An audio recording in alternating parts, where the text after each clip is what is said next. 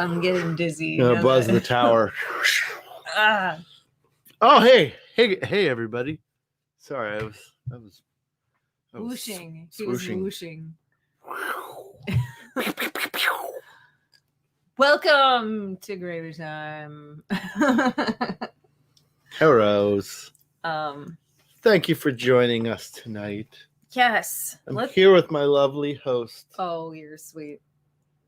Still riding. Just Chan. We're riding on that Valentine love high. Absolutely. I don't even know Valentine's Day. Come on, man.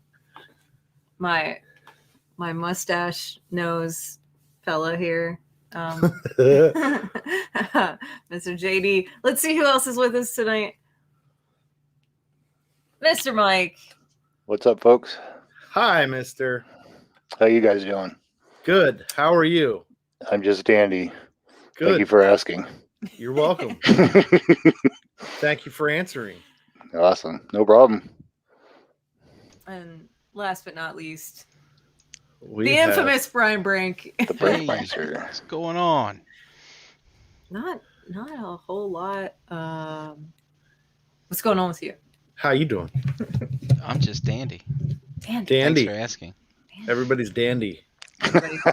Everybody's dandy and swell. And I'm the lion. Peachy keen. Sorry. Speaking of that, I found an old record, and I don't have my phone. I found an old album. It's in like the vintage something heritage collection records that's called The Gravy Rag. The Gravy Rag. And it's old school jazz. And the guy's last name is Hug that wrote it. Huh. Yeah. Mr. Hug. It's pretty awesome. Mr. Hug and the Gravy Rag. It's good stuff. You should I'll have to play it then. Interesting. I like it. It's that really good old school jazz that not a lot of people like, but I tend to love. Anyway, moving on. I was listening to Suicidal Tendencies earlier. Oh, yes. Which album? Lights, Camera, Revolution. My favorite album. Camera? I love so many songs on that one. 3, 2, 1, action. Welcome to Church of Suicidal.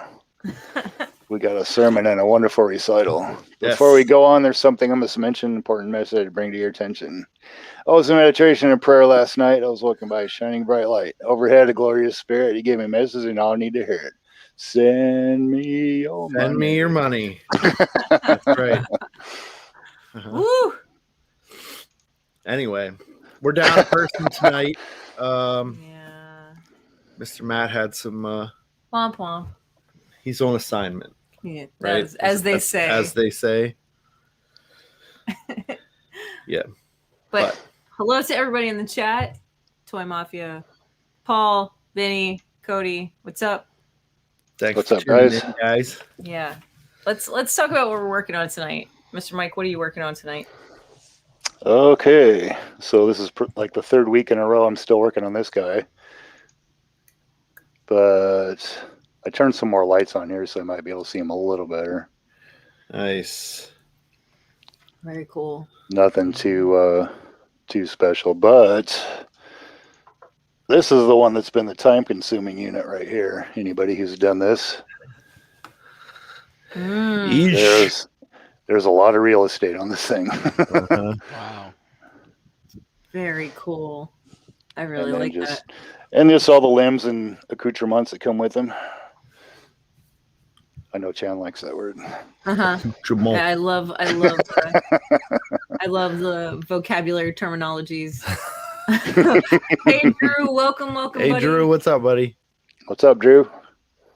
Mr. Brian Brink, what are you working on tonight? I'm working on this cup of coffee. Nice. Oh. Sweet. Yeah. Cheers, man. Brian. Cheers. I got the skull face. Got a skull face myself. Oh, look Skull at you. Face Brothers. Mine's downstairs. Mine just says be a nice human. See? Oh. That's a nice message. Everybody should take that advice. Sometimes I need rewinding. What's up, KJ? Welcome. What's up, KJ? KJ? Yeah. Vinny? I was gonna work on something fun, but Why would you ever want to do that? Hey, you know that project that's been beating my ass for the last year? Well, today we actually finished our last part of the original scope of that project. Well then.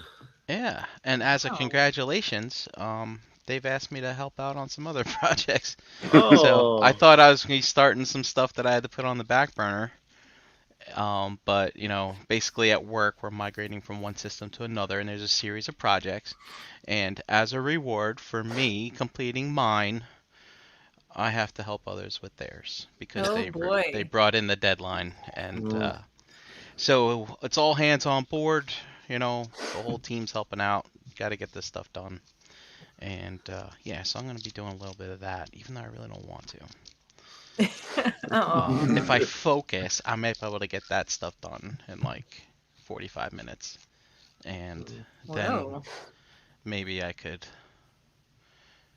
I don't know. I don't really have anything to open. I guess I could find something. Do you have something to put together, like some Lego or? I do, but see, I won't be able to complete that tonight, and then it'll be unfinished, and I'll have to put it away, and then I'll not want to work on it. I don't know. I'll find something to do. I'll find something. Cool. You got any make a construct kits? Nah, not right now. That battle ram should be coming. Damn. Where the hell? Amazon, where's my battle ram? Where is that thing? That should be coming like any day now. So I'm looking forward to that. That's, nice. That's pretty fun. When I went to that toy show and toy store. It's like a mom and pop toy store down in Chris's neck of the woods. They had the classics battle ram in there. Nice. Oh, nice. Yeah, it was pretty cool for the Matty collector stuff. Oh, wow. Oh, look at you. Is it still available? Mine is expected February 18th. I think so. Huh. It says arriving tomorrow by 10, but it hasn't been shipped yet, so I don't know. I think BBTS still has it. No, they don't. They don't ever. They didn't ever get it. I don't think. That's where I bought it from. All right.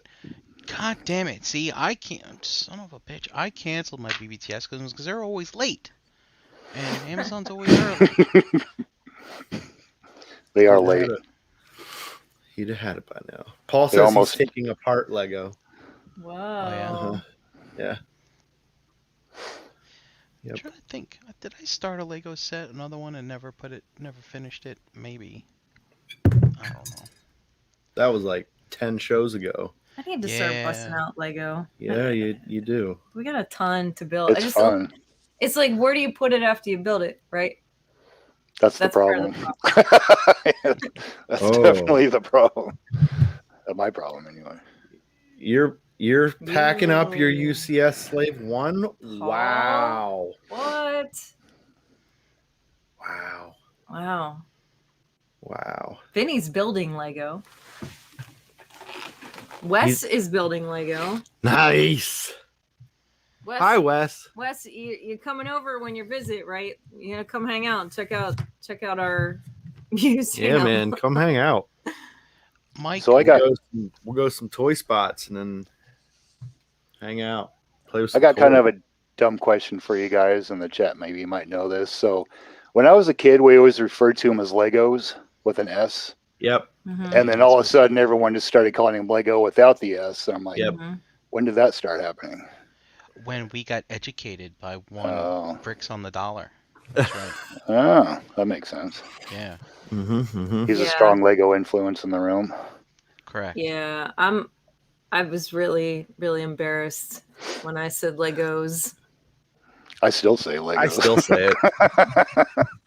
It's wrong. It's so wrong. I'm not. Yeah. I'm not ashamed. Okay. I'm not. I ain't scared. I always say things wrong, so it's fine. Yeah. Yep. So you're not dumb.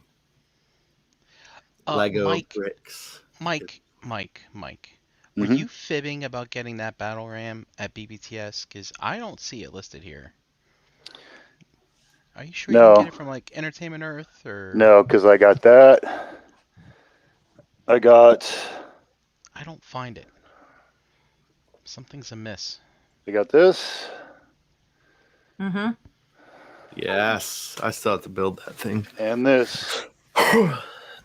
Ordered all three of them at the same time. Dude, that rotar is a lot of fun. That's cool, huh? Yeah, that's a lot of fun. Just wait till you build it, and then you get it all together, and then it's scoot it on the ground, and it fucking turns. Yeah. Yep. It's pretty rad that you make it work like that. So I guess the big question tonight is, JD, what are you working on? Well, I have some really bad gas. So I'm probably going to be sitting here farting. Great. And I have to sit here beside him. Thanks, guys. Yum. Other than that, I'm going to thanks to our friends at My Action Figure Customs. And there will be a giveaway tonight. I will be doing this little chumpy here. Hey, Wolfie. Whoa. Cool. Wow. Yep. So I'll be painting a human. A human face. A human face. Wear a mask. I don't know if it'll help. My farts eat right through that shit. Farts of love, huh, Drew? Yeah, I guess so. Sure. So we will have some chat participation, help with some colors. You know what, Brian? I think I may have fibbed you. Yeah. The first two, I know for sure I bought at Big Bad Toy Store because they're in stock right now. You can't see it. But the other one, I think I did. But it was on pre-order and then it was gone, so I had to buy it on Amazon. Aha. See, I'm not crazy. So, I'm sorry. Is it still there? Well, at least now I can stop scrolling and get to work. I have a $50 Amazon card. Yeah, I might need to. Gotta spend it on something. Yeah. Oh, if I have a card or a gift card or something like that, it burns a hole in my pocket so bad, I have to buy something. I've been saving it. All right. So Farts of love, juices.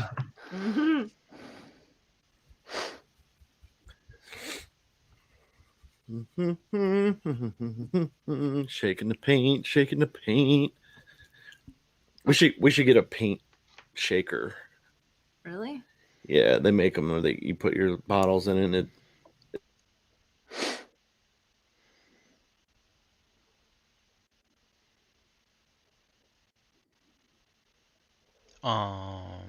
Mike, can you hear me?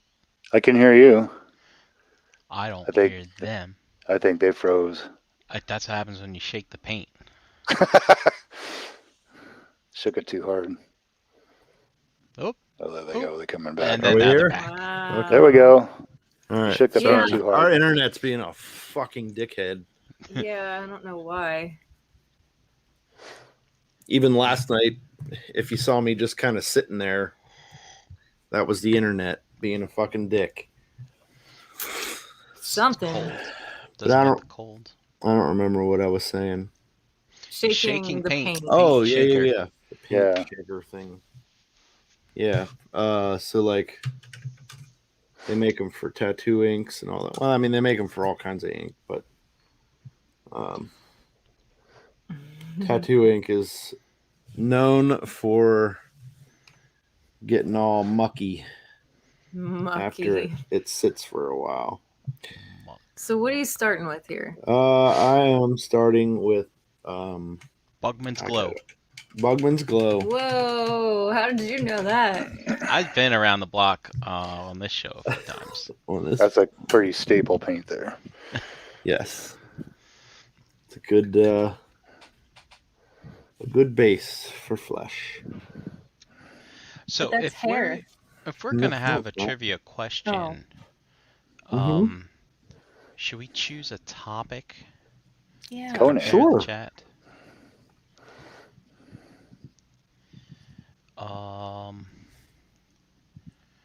Well, this guy looks like he would hang around Eternia. Yeah, maybe Eternia or Conan type like something. Conan with Looks a beard, Conan. maybe. I like at the very end of the movie when he was sitting on his throne of troubled ground. Yeah.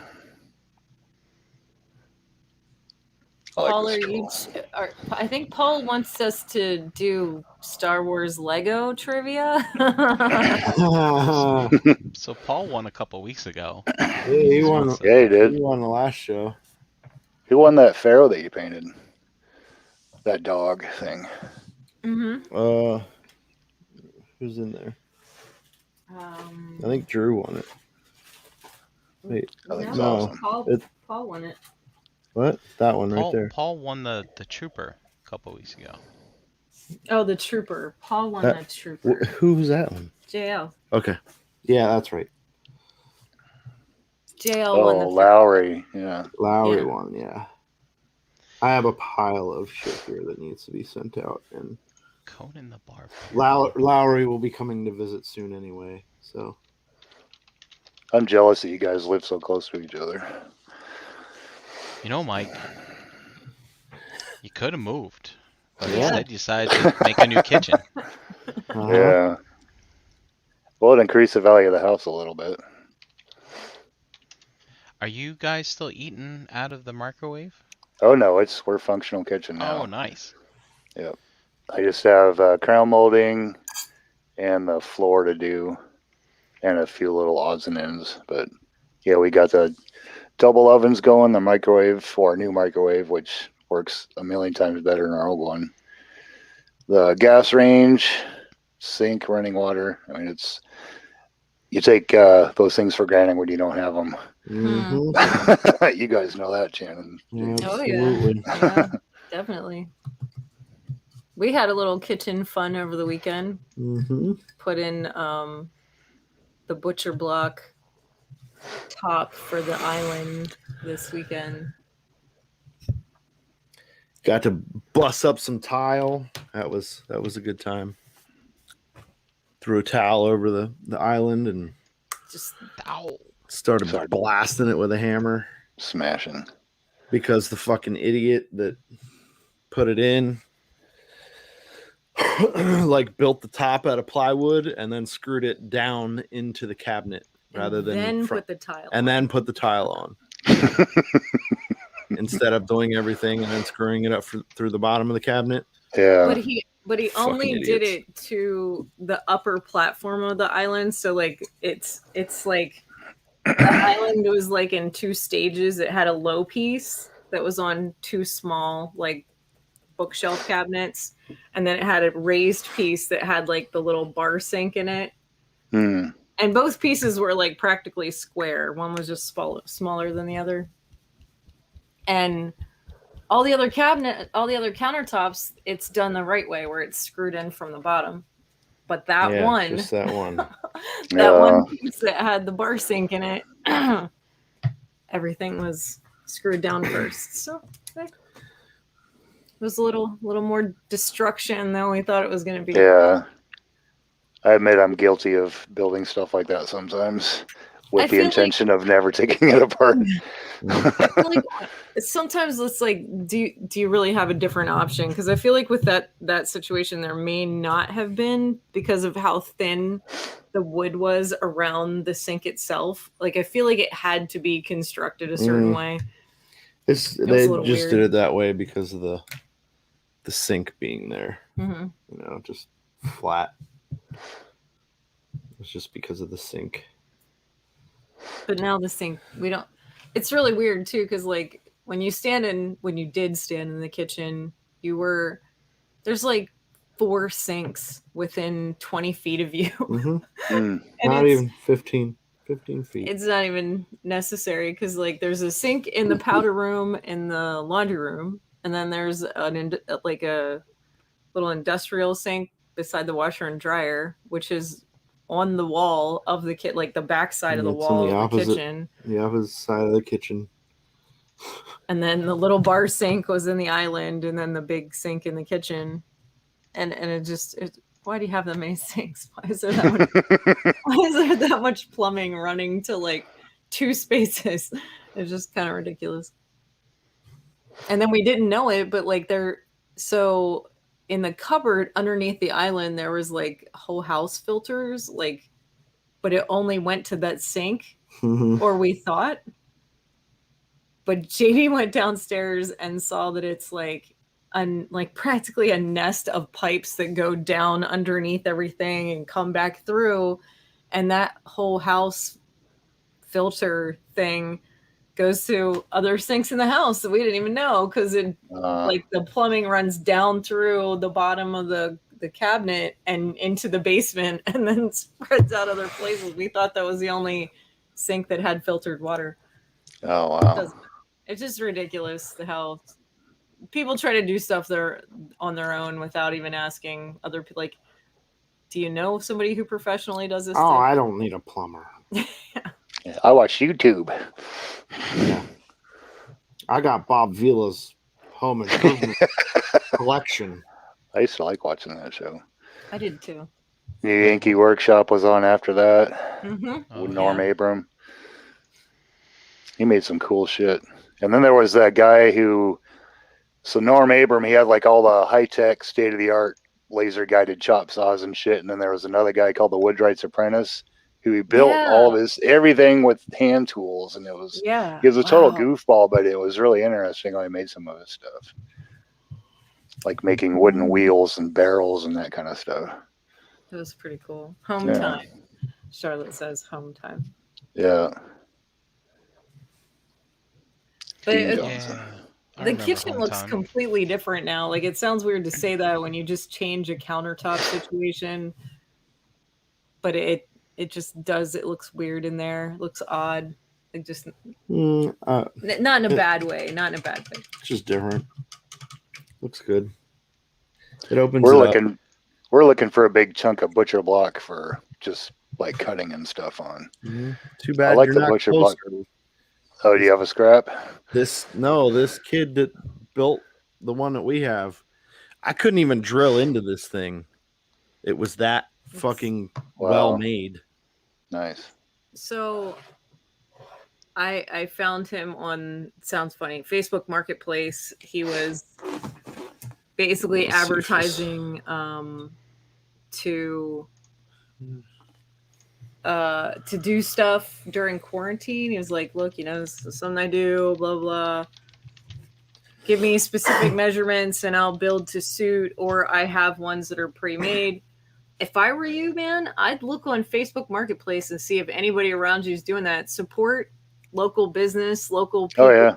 And I'm sure you'll find something, because it's way better than anything I could have bought anywhere else. And after I soaked it and rubbed it down with some coconut oil, you should see that wood shine, baby. Oh, I bet. Nice. And it really looks nice, because it was just like really plain colored, because it was just sanded down. He gave it to us raw without doing anything to it, because when you're going to use it as a butcher block, you can't stain it, you can't seal it. Yeah. The only thing you can do is rub it down with oils of certain types, and they should be like food grade. Yeah, I've heard of people using vegetable oil to do that. Yeah.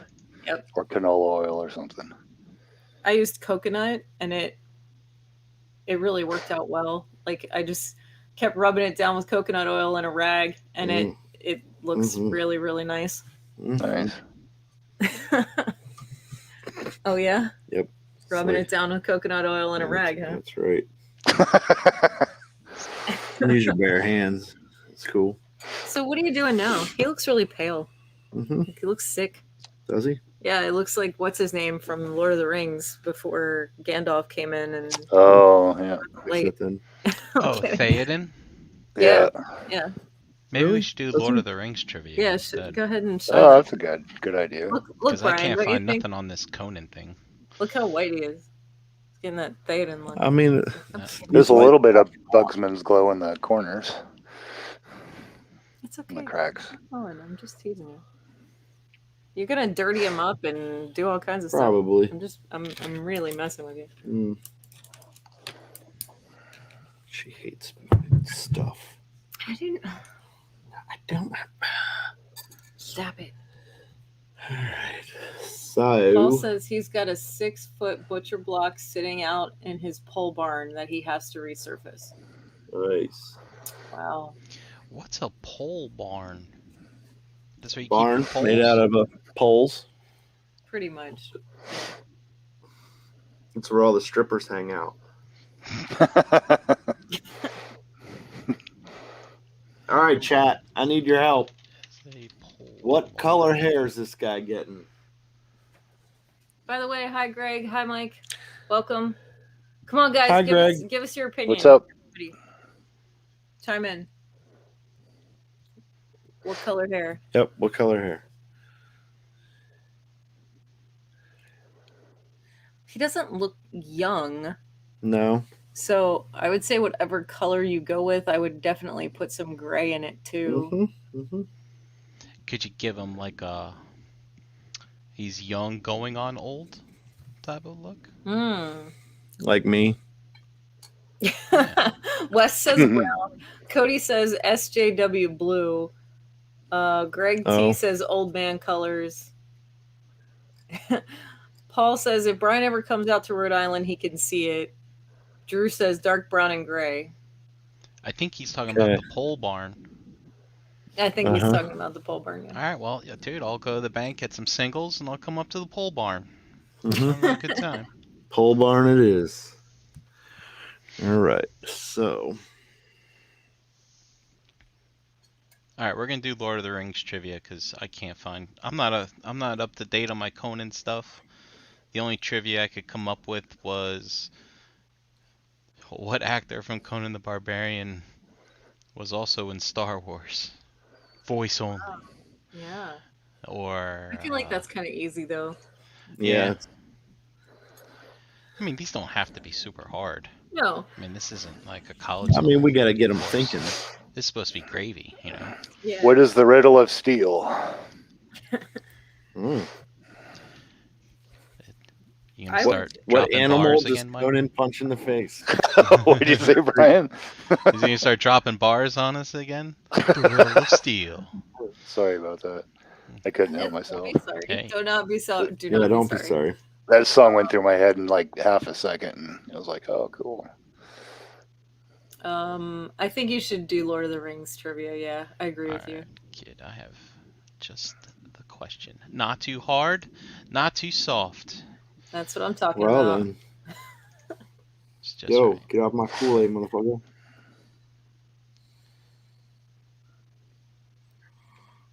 It's coffee. I gotta go dig out that Conan the Barbarian movie now. I love that movie. Yeah. I did read that there is a scene where Conan, Arnold, had to throw a lit torch at like the middle of a palace something or other, and he missed, and they couldn't do a retake because the set burned down as a result. Oops. Whoops. Also, a little nugget of information here. It said Schwarzenegger had to cut down his workout routine because his arm and chest muscles were so big that he couldn't wield a sword properly. I believe that. I believe that. I would imagine it was probably very hard for that man to move around well.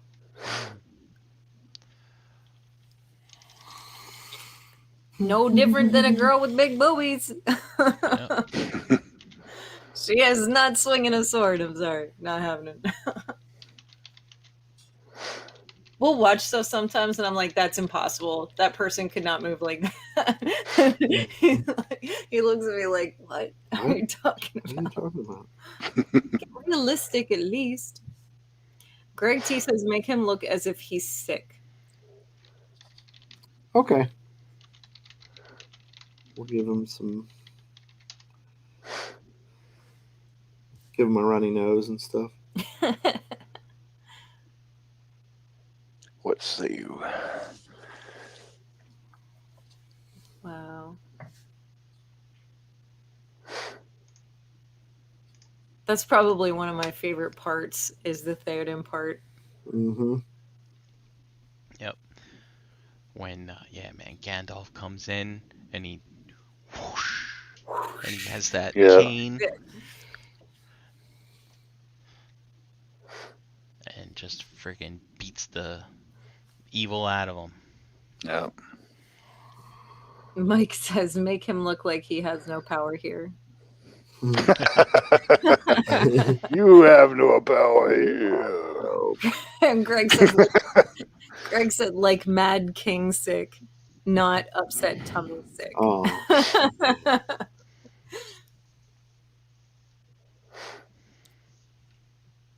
Very cool. Yeah, we'll give him some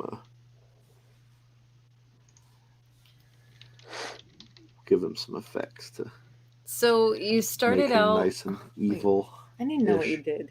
So you started out with Bugman's Glow. Yep. And then what'd you do? The Kislev flesh over top, and then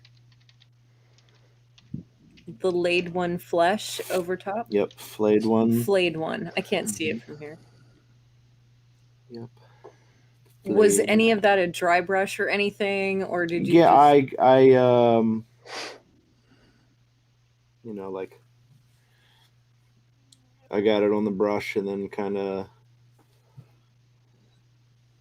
dipped it off onto the paper towel just to kind of dry it somewhat, so it wasn't a super wet coat. Get some of the excess off, right? Yeah, and keep that, the Bugman's Glow down in the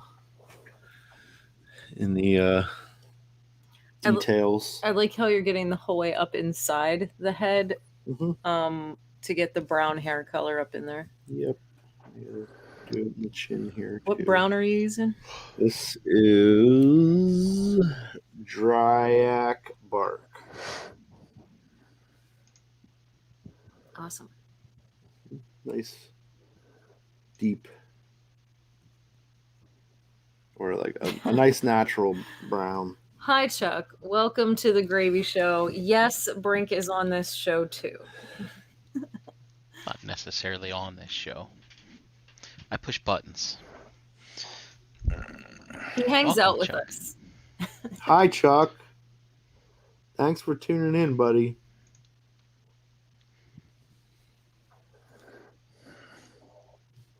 Bark. His hair almost looks like bark at this point.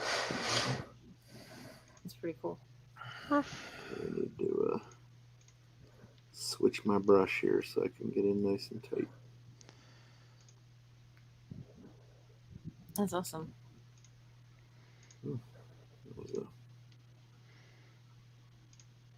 What? It was like a bubble in the primer or something, and I just hit it with my brush, and it like cracked open and made a little speckle, but it was still primed underneath, and so it was fine. It was good. So Chuck says trifecta stops at 3, and that's a statement. I don't know what that means. I don't know what that means either. And then he says, yo, JD. And then he says, gotta repaint my Origins He-Man into Wondar. Oh. Should I remove the factory paint first? I mean, you can. You gotta be careful. Oh, whoops. I wasn't done with that paint. You were not done with that I was not done with that paint. Gotta get that beard painted, Yeah, I gotta in here. Chuck, is that a reference to the Wonder Bread He-Man Wondar? Or Wonder Bread? Maybe I should just Google Wondar and find out. Maybe you should, because I don't even know what that means either. And I'm fairly well versed in He-Man comparatively. I'm not as versed as some, but I do enjoy it. He says, "Yup, Wonder Bread He-Man." Aha. Are there pictures of this? Sure, there is.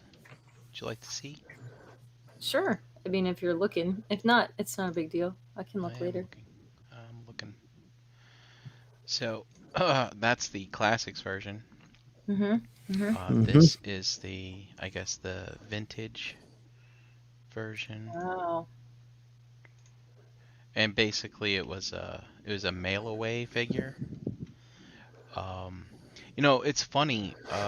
Just in the past month or so, Pixel Dan posted where he actually acquired this highly sought after piece, and there's always been a lot of mystery about this. Like, was it a mail away for actual like Wonder Bread, like a giveaway? I can't remember what the actual truth is now, but it was very interesting how like they were going on and on about how there's subtle differences in the mold compared to the original He-Man and things like that, and how you can spot imposters, and like, for one thing, like, these feet they're solid black, and they said like the legs are dipped in the black paint. So yeah, so like the way I guess it dries, whatever, it plays a difference in people who might imitate it or something like that.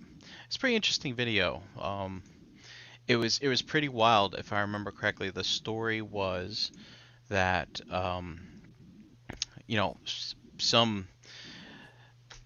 some place out in Timbuktu, right? Toy store gets contacted by a guy who lives on a farm, has his childhood toys, and basically says, "Yeah, I found this stuff and I'm getting rid of it." Took some pictures, send it over to the guy, and like they're sending pictures of just like, random stuff, and then like in the bottom corner is this He-Man figure, and and the guy's like, "Whoa." And he ended up paying him like decent money for it, even though the guy had no idea what it was worth and stuff like that. It's pretty interesting. Interesting.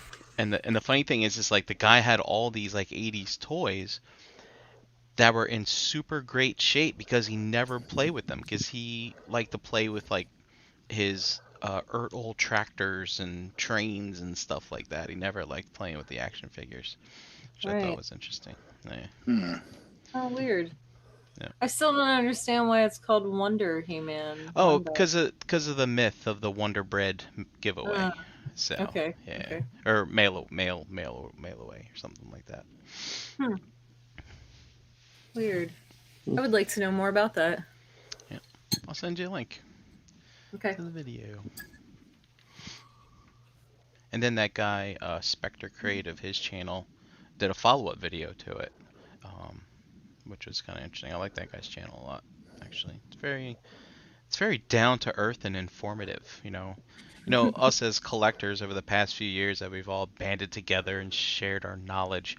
A lot of us use common sense and try to figure out the details behind making these things that we love to collect.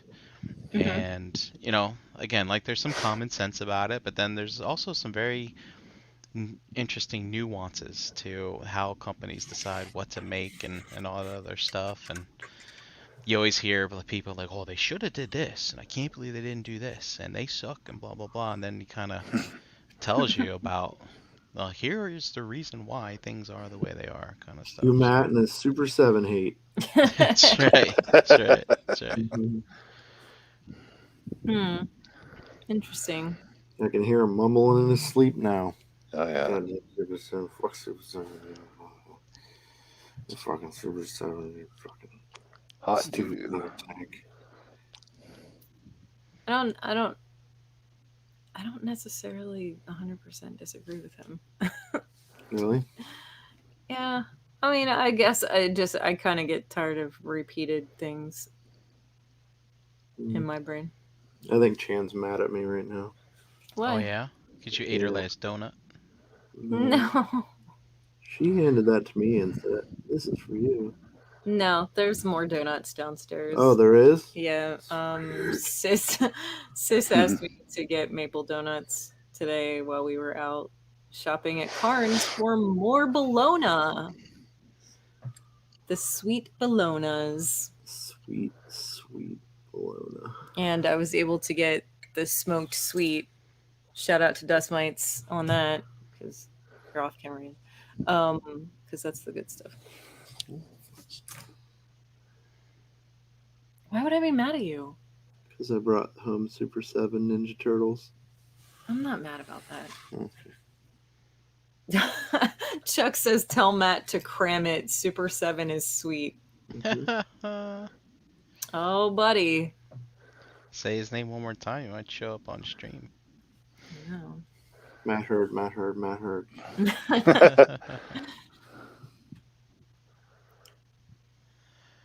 Go in the bathroom and turn out the lights and say Beansy 3 times. Beansy 3 times. Yeah. This big magical beard appears. Greetings and salutations. Greetings and salutations. Why have you come to me? You guys are funny. Matt cracks me up. Me too. God. I was listening to the one Too Many podcast where Brian was on there with him. I can't even remember what the hell they were talking about, but I was laughing so hard I was crying. I thought it was funny. It goes around. It was about like the Christmas or something like that. But oh my God, it was funny. Greg said, just crack a can of bread and he'll appear. Right. Like a genie. I guess everybody's just saying they really miss you, Matt, if you're listening out there. Yeah, in the world. Definitely, man. All right, Chan, I can't find the follow-up to the Wonder Bread He-Man video, but I did send you the one from Pixel Dance channel. Okay, thank you. Pretty entertaining. I'll check that out. I will check that out. Check that out. I will say that we spent the weekend, like when we weren't working in the kitchen and doing other stuff, like going to JD's mom's for dinner, which was awesome. JD made lasagna. Mm-hmm. I'm really sad it's gone. Yeah. We were binge watching The Expanse and would not, like, neither one of us slept most of the weekend because just kept playing. It's not one of those shows like you can put on and go to sleep, you know. A friend of mine put up a question the other day, like, what's a good palate cleansing show to watch before bed? And I was gonna put that up there, and I was like, nope, I'm not even bringing it up because that's just gonna it's just gonna hold you to it. And then the last few nights,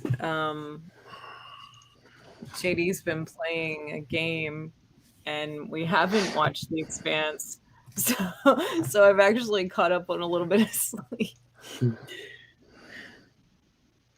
Have you guys got to the end of it yet? No. Right. I think we're in the beginning of season 4. Oh, okay. Yeah. Yep. That sounds about right. So at the risk of being ridiculed, what's that show about? I haven't even watched it or anything. That's not any reason to be ridiculed, no. It's just basically a futuristic, like, space show, sort of, to simplify it. How could you ask that question, Matt? I know. So it's such a normie. It's on Amazon Prime. It was Amazon originally on cable, and then it got bought by Amazon, and they started producing it after, I think, the first season. It's really good. It's a fast-paced show, so it doesn't, like, you don't get bored watching it. It moves really fast. You don't drift off like, okay, when are they going to get to something? When are they going to get to this next part? Like I wanted to know what happened, blah, blah, blah. Right. Really good characters. A lot of really cool stuff happens. It is a futuristic show. So yeah, I'll have to. I'm looking for something to watch. I started over. I'm on season 1, episode 5 of Mandalorian right now. That show's just one episode after another. It's like I can't stop. Yeah, I love that show. I remember when we came over to you guys' place. That was the first time I saw it. I needed to start watching new stuff because I will do that. I'll like repeatedly watch the same stuff over and over again just for stuff in the background or whatever while I'm working or while I'm busy. And a friend of mine recommended that I watch Schitt's Creek, and I hadn't watched it yet, and I checked it out. And at first, because I wasn't quite in the mood for that type of comedy, I was like, I don't know if I like it. And then after binge watching it for a little while, I really, really found a way to love that show in a interesting way. 'Cause it is very funny. It's interesting. It's just sort of like a half-hour comedy type show. Sitcom. Yeah, but it's like over dramatized comedy. Like they're very rich people who lost all their money in like a tax scandal and ended up like they were excessively rich, like retardedly rich, and ended up being forced to move into a shitty hotel room in a town that they owned outside of the tax situation. So they own the town, but they don't own anything in the town. And they're forced to live in this really, really shitty rundown motel. And it's like, you have to look at it like it is extremely exaggerated. Like Catherine O'Hara's in it, and she plays the mother, and when she talks, you're like, stop talking, please. And she says like, baby, and it's supposed to be excessively exaggerated for comedy reasons. It's got Eugene Levy in it, Eugene Levy and his son, and they're both like producers of the show. And it's just an excessively exaggerated show about rich people who lost their money living in the pit of nowhere in a town called Schitt's Creek. I might give it a shot.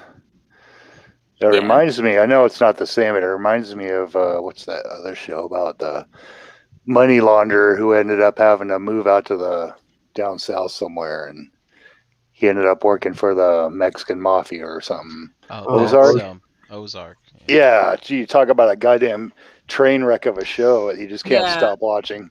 Yeah.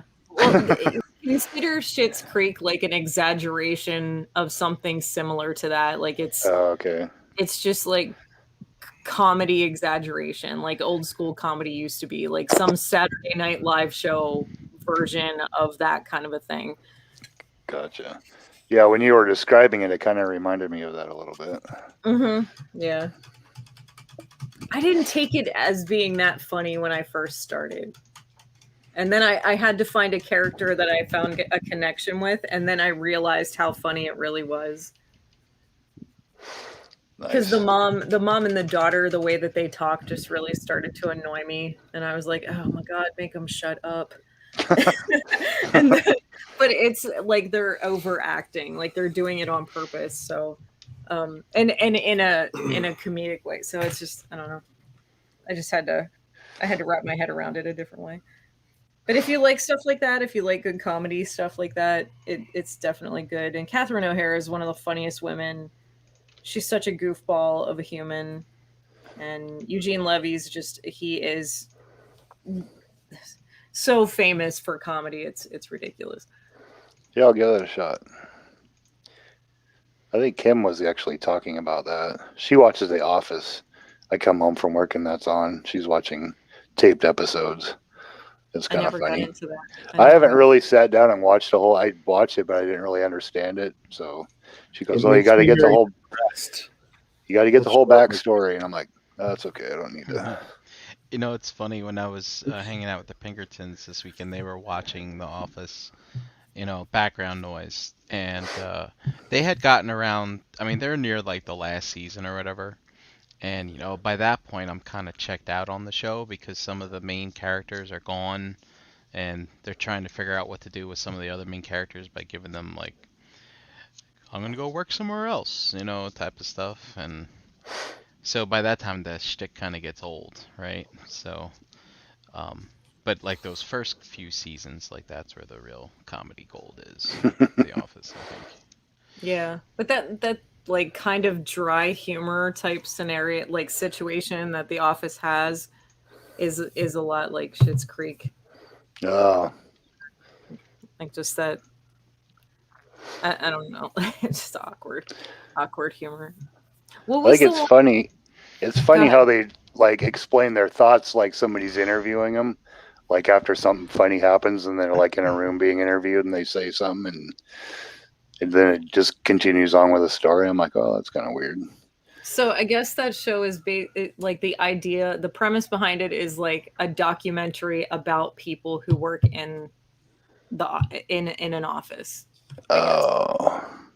So it's like a spoof on like documentary, like TV type stuff. That makes sense then. A mockumentary. Chuck wants to know if MO the Classics Battle Cat for 250 sealed is a good deal. That's an expensive piece. I don't think. I think Chuck's running out of stuff to collect. He's got to just dip his toe into something else. I'm like, I'm just sticking with the Lego, with the constructs, I got into the Origins line too. Whoa! Because I'm stupid. I think I don't think you're stupid. I just got no willpower. Like, oh, they're only $15 and they're so cool.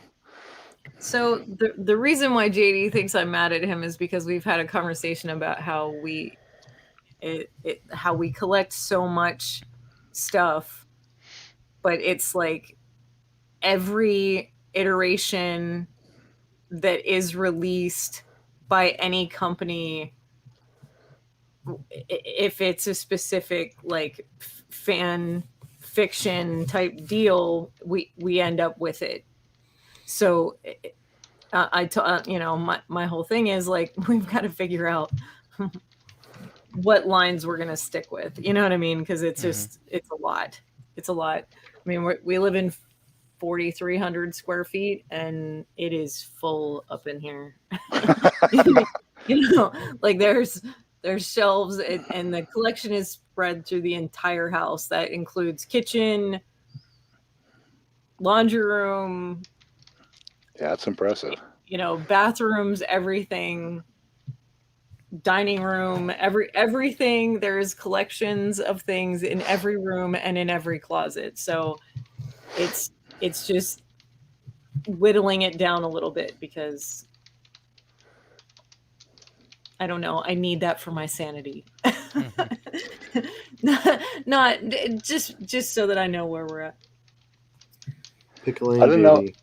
I don't know if I got a overactive hunter-gatherer thing going on, or just because when I grew up, my brother and I were very poor. Now I have the chance to buy all the toys I want, or a combination of the both, or I just like looking at action figures, or what the hell the deal is. But I was like, they had some oh goddamn, what's that video game with the Master Sergeant or Master Chief? Halo. I saw the Warthog and the Master Chief. I'm like, oh, that's cool. $20, I'll buy it. I don't fucking collect Halo shit. I'm like, why did I buy this? But it's cool. Well, that's part of the problem here. Oh, Chuck says he's in the same boat. He's in too many lines. Paul says, have a great night, everybody. He's out. Good night, Paul. Hi, he took that Falcon away already?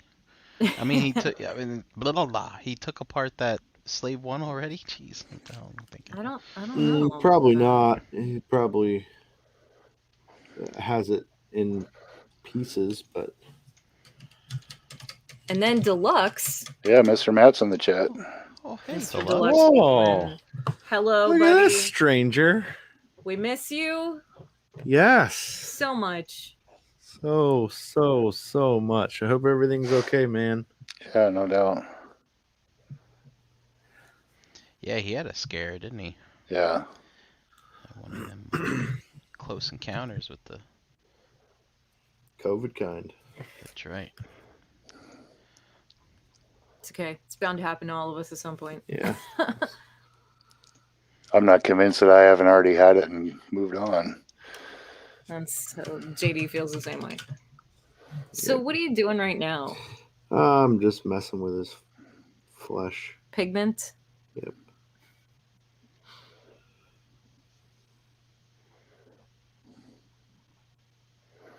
Giving the cheeks some flush. A little bit. Rosy hue. But I should make him like... I should get some like... what do I got here? Was that from Seinfeld, Brian, what you just said? Yeah, pinkish hue. Pinkish. There's a hue.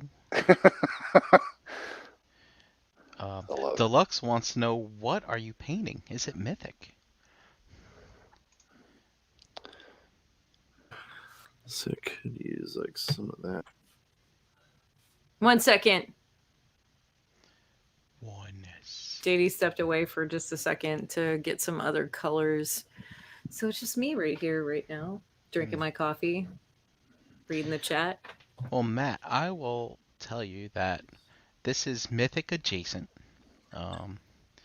We are painting a custom head from a, I guess a mainstream printer? customizer, I guess, of the mythic realm. From My Action Figure Customs, right? MAFC. Right. Yep. And basically, he makes a ton of different sculpts, and the mythic folks go gaga over them. And gaga.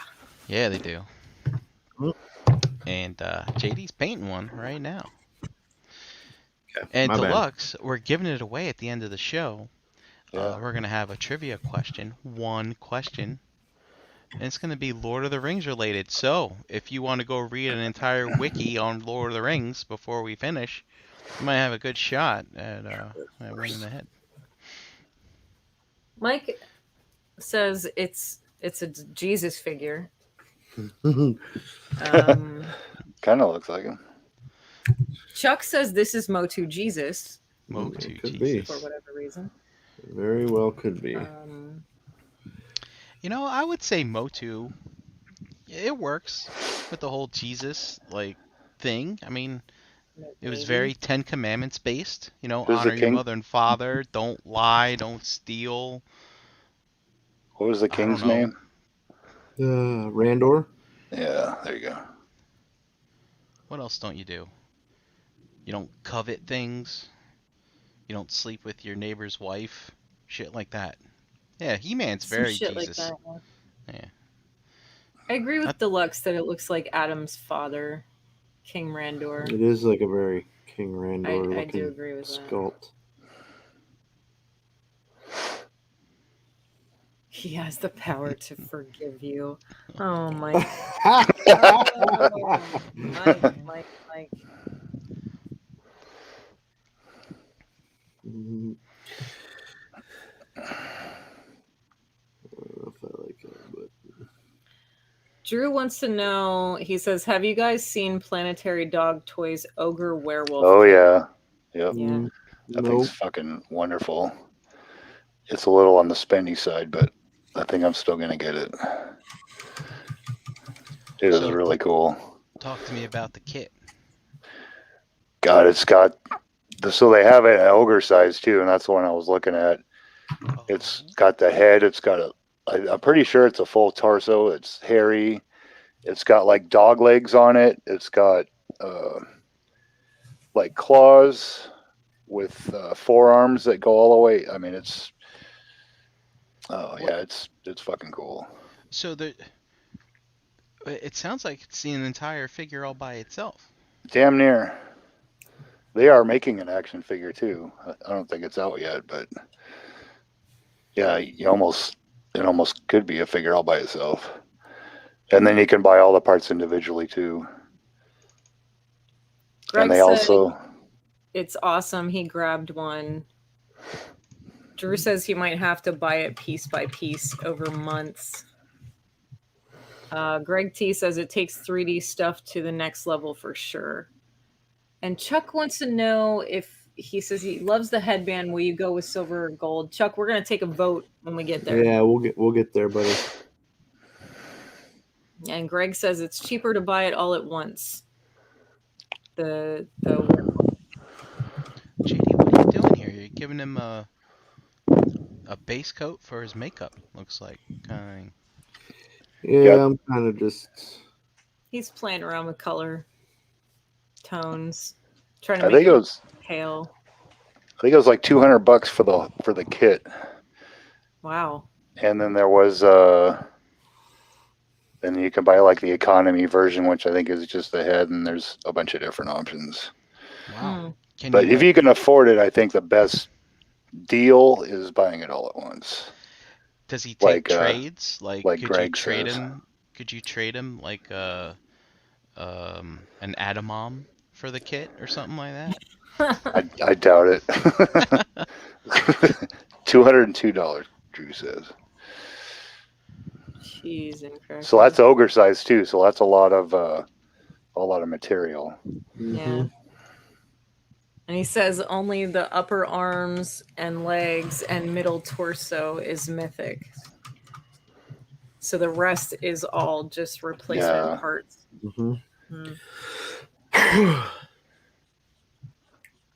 Yeah. I've got so much of that stuff in bins that I haven't even have a plan for it yet. I'm just doing this Minotaur guy. Everyone was done with that like fucking 4 months ago. I'm just now getting to it. So let's see here. So what's going on? Just having some fun with some color. Getting another color here. Getting a more red brown color. We're gonna treat that like a dry brush. Morn Fang brown. Okay.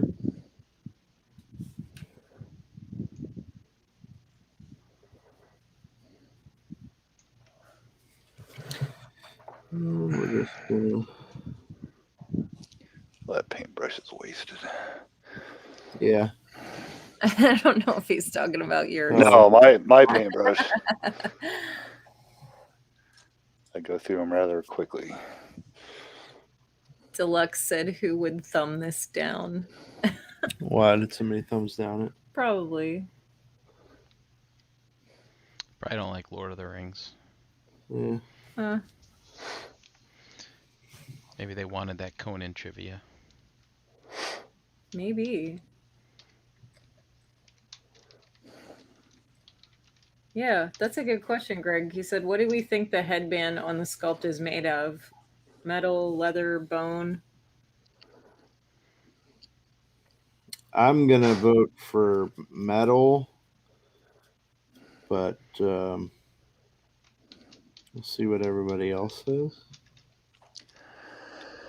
Is that is that the immediate thought? Like when you first look at it, does it look metal? Yeah, I think it's close up. It looks like a metal crown to me.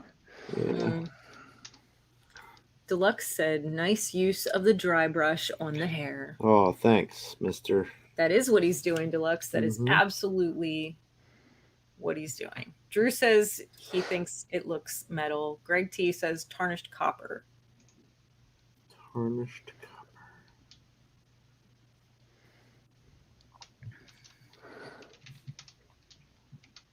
I like the dry brush deal.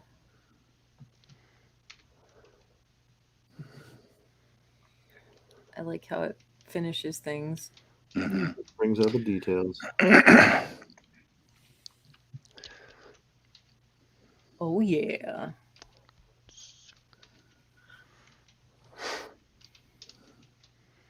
It's got lovely shiny locks. I'm jealous. It's kind of hard to see it on camera, but like, I mean, it really brings the yeah, the striations in the hair or whatever you want to call it. I haven't had locks in a long time.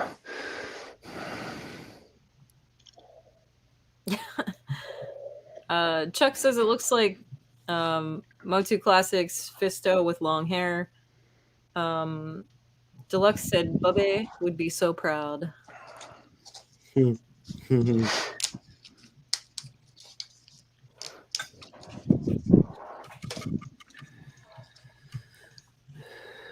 right. It's really shaping up there, mister. Yeah. Motu Classics Fisto. Now.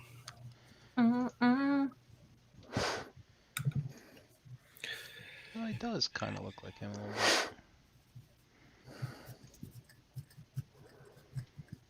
bit. Deluxe wants to know what the body looks like. That's the thing, dude. Like because it's a custom head, you can make a body look like anything you want. Like you can pick whatever figure you want to put this head on. That's the nice part.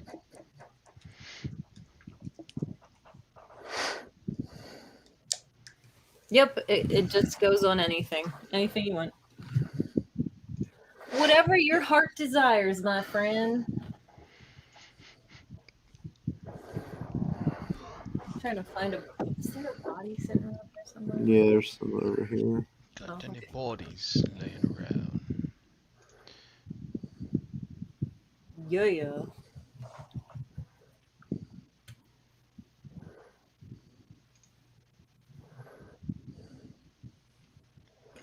We're supposed to get snow tomorrow. It's supposed to start this morning for me.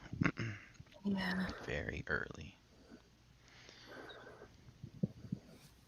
I went to Target like a couple hours before we started the show, and the young girl working at the register was like talking to the lady in front of me, and she was like, I don't understand why people do this and wait until the last minute to get all their stuff. And she said, I mean, she's not wrong. She's like, shouldn't people already have stuff at home? Like, why are they like the $200 worth of groceries you just bought this weekend will get you through the storm? I promise. She was like going off. It was so funny. Dude, I haven't been to the store in weeks. So like, I was down to my last drop of sour milk yesterday, and yeah, I was planning on a grocery run this week too. I went today. It wasn't too bad. There's milk and bread for everyone. And yeah, that's what I said. What? I think I looked at her. I said I think there's enough for everyone as long as we're handling ourselves like adults. I did buy 2 loaves of bread though, but not because it's gonna snow, only because I like to keep a loaf of bread in the freezer for emergencies. You know what I really want to make really good bread? I'm really in the mood for some grilled cheese. Like, I want a couple of good grilled cheese sandwiches. I'm into that right now. My mom used to make bread in a bread machine, which I thought was fantastic. It was always weird though, because the loaves always had a hole in the middle. You ever see bread made in a bread machine? I don't know why it always had a hole in the middle. So when you make grilled cheese, you had some cheese coming out the hole in the middle. So you get some of that like kind of burned crusty cheese a little in the middle. Is kind of good actually. I kind of like it. Nice. But when you make your own bread, you can cut the slices as thick as you want, which is very important for grilled cheese. Mine, I need to get a Dutch oven, and I don't mean farts under blankets. I mean like, yeah, I do it all the time. I mean like an actual Dutch oven pot, because that's what people are baking bread in Dutch ovens now. I didn't know that's what you did. I had no idea. not a bread baker. I bake cookies. I don't bake bread. So our one friend gave me sourdough starter, and I don't know much about making bread or baking bread or sourdough or anything, so I guess I gotta find myself a Dutch oven. Yeah. There's all kinds. You can get ceramic kind. You can get cast iron kind.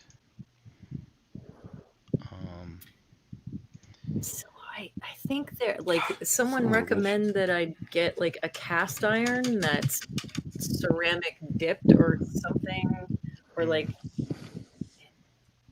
it's like both or something. I don't know anything. I never had a Dutch oven. I don't know anything about it. I've been a broke motherfucker most of my life. I'm baking bread in like aluminum loaf pans and shit. Like, I don't know. There's nothing wrong with that. People do that all the whatever time. works. Oh, cool. Okay. So that's all right too. Easy cleanup. Yeah. Oh. Milk and bread. Drew said milk sandwiches. Yeah. Milk sandwich. Vinny said another foot of snow is coming. Deluxe said they got at least 12 inches of snow. Charlotte asked if it stopped snowing for y'all. We haven't had snow in about a week. Yeah, mine's almost all melted now. It was like raining here. Yeah, we need to get another covering of the white stuff. I'm looking forward to that tomorrow. Get it all nice and crisp and clean again. And then I think we get rain on Friday, so I might not even shovel. I think it's just gonna rain, wash it all away. Yeah, more than likely. Deluxe said, "Man, I love a good fart under a blanket." That's right. Cody said Dutch ovens are great for cobbler. Not sure if there's some hidden meaning there that I don't understand. Charlotte said when you make your own bread, you can also cut it lengthwise. Longer pieces. Yeah. Cut it at diagonals even if you want, I suppose. You can make a giant loaf of garlic bread that way. Just slice it down the middle and slap it open. Oh, yeah. Deluxe Baldwin, speaking my language, good sir. Charlotte said, "Be careful what you wish for, Chan." That's what Vinny's telling me. Dutch ovens for everyone. Chuck thinks it's going to ice seal like a nice gloss finish. Is he talking about the weather? I think maybe. I think so. Cody said, "No hidden meaning. I'm just a fat guy from the South. Love me some cobbler." I love it too, man. I haven't made peach cobbler in a hot minute, and that's my favorite cobbler. When it comes to apples, I prefer a crisp, a good apple crisp with like the oatmeal crunchy crispy top with the brown sugar and all that goodness. That's my jam. But peach cobbler is a winner every time.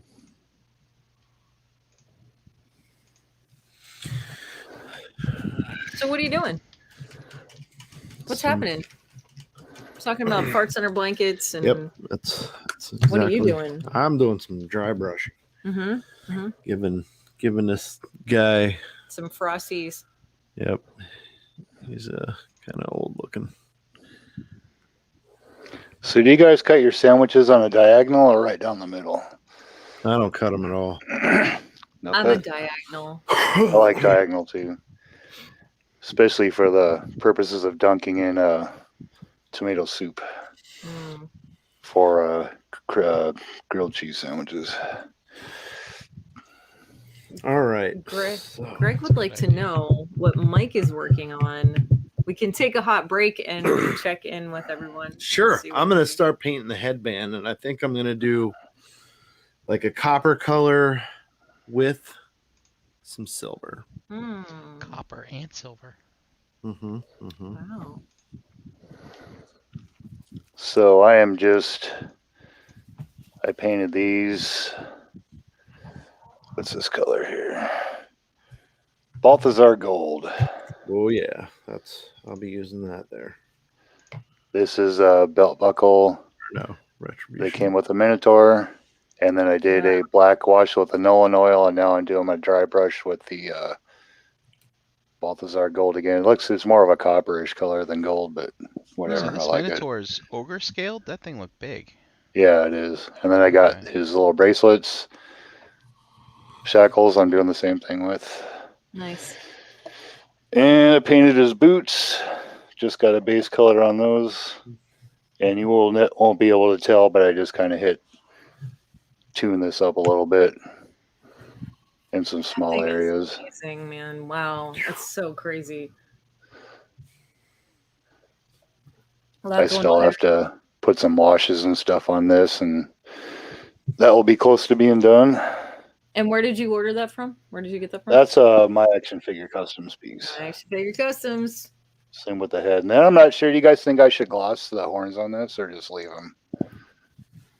Checking in. Well, they don't usually have. I mean, there's always some sort of sheen to them, but it's not like glossy. Gloss. Maybe just the tips of the horns. Yeah, that's a good idea. Maybe we'll do that. Just and just fade it out as you get away from the tip a little. Yeah, just the tip. That's a good idea, Chan. I will do that. And that's what I'm working on.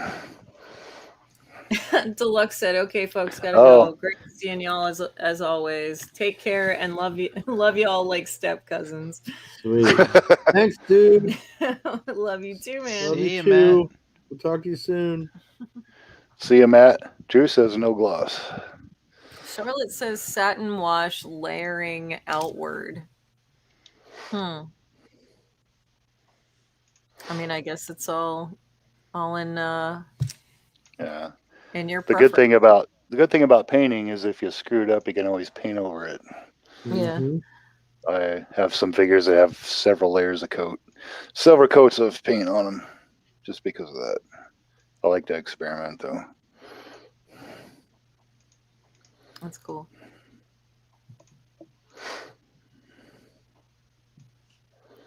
Look at that shiny headband. Yeah, it's nice. It's good stuff. It's all right.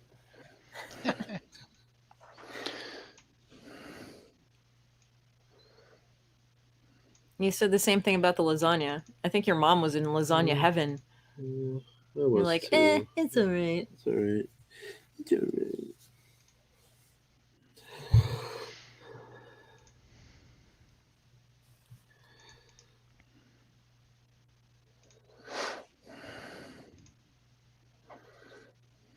I thought it was awesome. I don't like ricotta, so that cream cheese blend was definitely the way to go. Cream cheese. So change, just you don't like the graininess, the texture. Yeah, it's a texture thing, definitely. I also don't like a lot of people put eggs in with the cheese mixture for lasagna, and I don't. That's crazy. I don't like that either.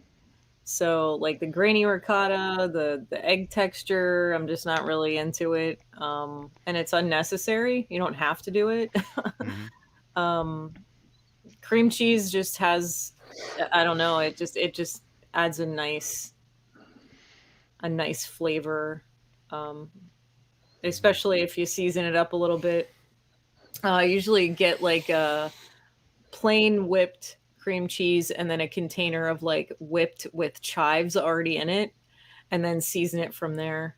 And it turns out pretty nice. Add some Parmesan and some other stuff into the like real Parmesan. Yeah, into the cheese mix and Italian seasonings and all that happy garlicky deliciousness. I'm a fan of all those things. Yeah. And like it puts like this really creamy, awesome cheese texture in it instead of like the grittiness of the ricotta. It's just a real like creamy texture. He doesn't like cream cheese and he likes it. Yeah. So it makes it cheesy rather than like chewing on lasagna with sand in it.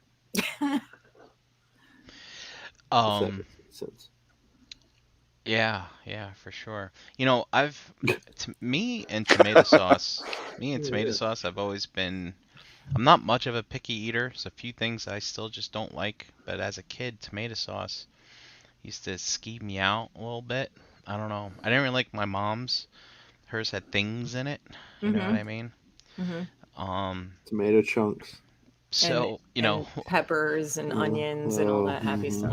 When I started making, it's funny. I don't know what the hell she used to put in hers, but I swear there's always like these big green things in it, and it kind of reminds me. Do you guys remember studying science and the components of a cell? And the cell had this thing called the mitochondria or whatever. It was like the engine of the cell. Yeah. Yeah. And dude, this thing that was floating around in her sauce looked like that, and it used to fucking freak me out.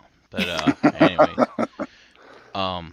like I would gag. So anyway, when I moved out, I was like, what, I want to make lasagna, but I wonder if there's a safe way to do it for someone who's picky about tomato sauce.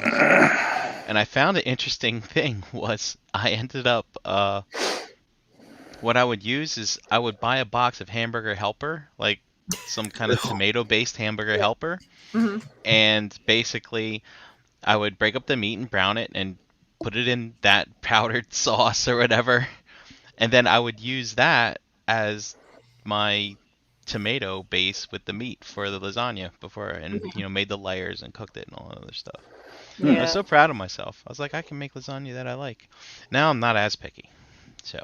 So one of the nice things is, even if you buy, I highly recommend, like if you have particulars with tomato sauce, I highly recommend that you get an immersion blender, because regardless of what's in it, if you use an immersion blender in the sauce, it's all just sauce. Yep, so I have one. It doesn't matter.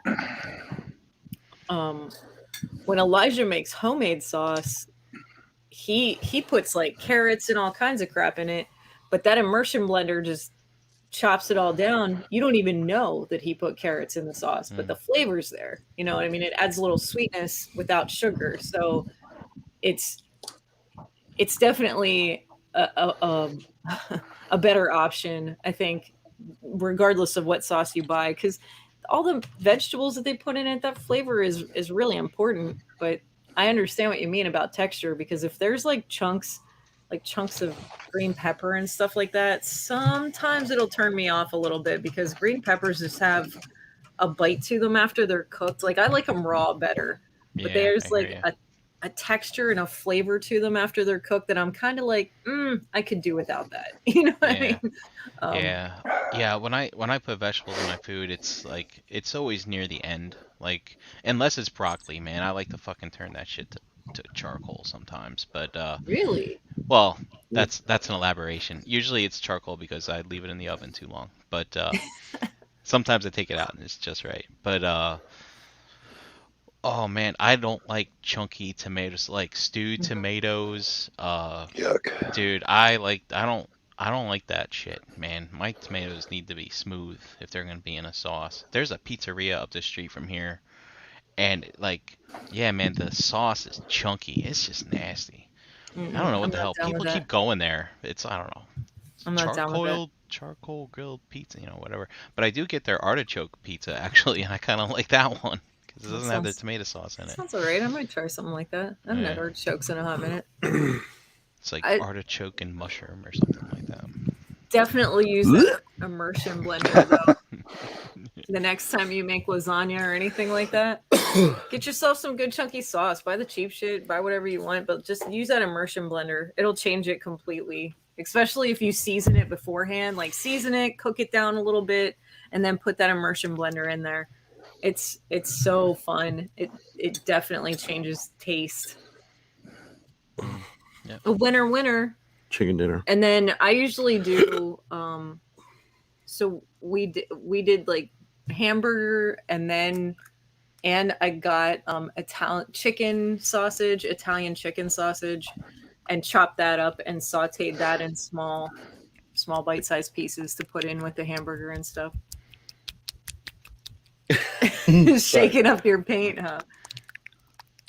Oh. ASMR on the gravy tonight. Sorry. I had to. What's that?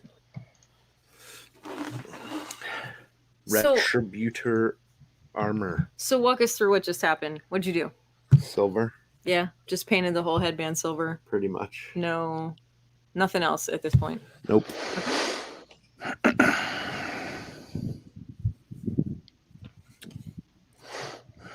I feel like the camera is slowly working its way away from me. No, it hasn't moved, I swear. I swear it hasn't. So, copper, huh? Yeah. The copperish gold.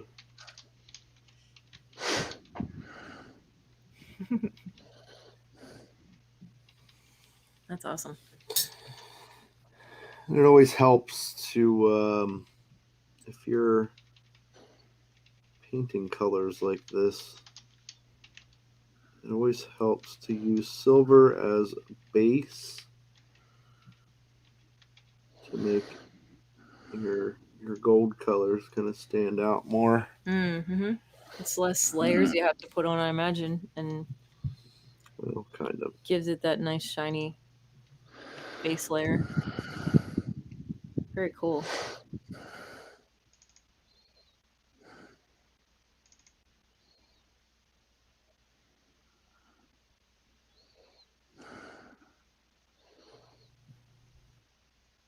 As this show's over. There we go.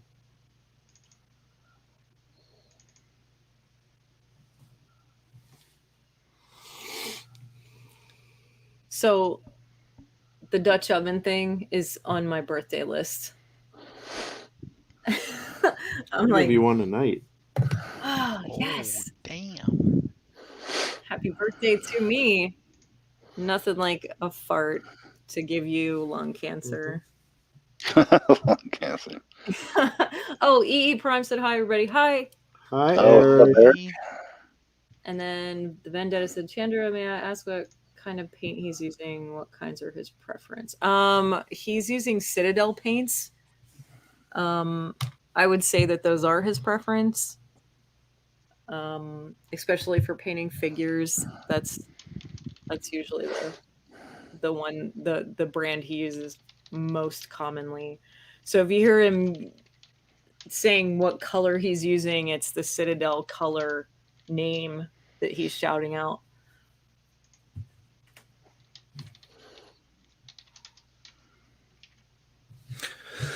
Hi, Ralphie.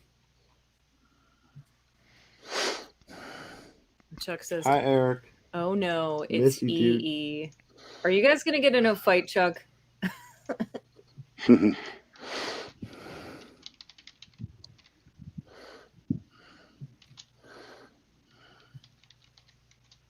Ooh, fancy. What? You're painting the little things too. Got a big glob of it here. Are you gonna do that center thing a gem? Yep. Very cool. Chuck says EE is his enabler. Interesting. Motu enabler. Yep. Says, what's up, JD? Love you, man. You too, buddy. There's so much love in this room.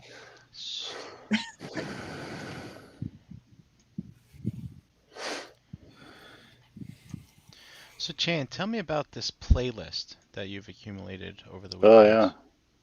Oh, man. There's some good songs on that list. I will say one.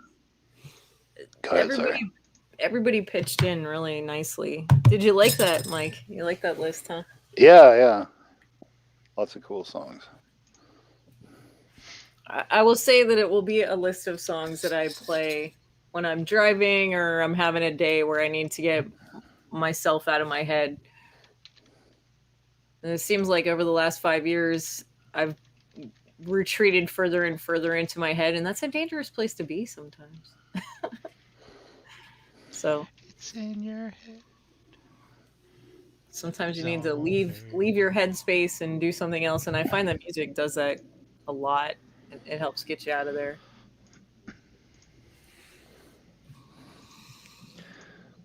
Yeah, I think some of the older Pink Floyd stuff just puts me in a very relaxed state. Like if I'm doing this kind of stuff, and then other times I'll put Hatebreed or Slayer in right after that, and it's like a totally different, little bit faster. But like driving in really crappy traffic, you put music like that in, and it definitely relaxes me a little bit. That's good. That's good. Sometimes I just need like, I don't know. I need something that's got layers in it to focus on a way. Simple music really doesn't work well for me because I can zone out of. I can like ignore it. Wow, man, I wish you wouldn't have moved that. That was a hell of a focus on that head. Ooh, yeah, wow, nice.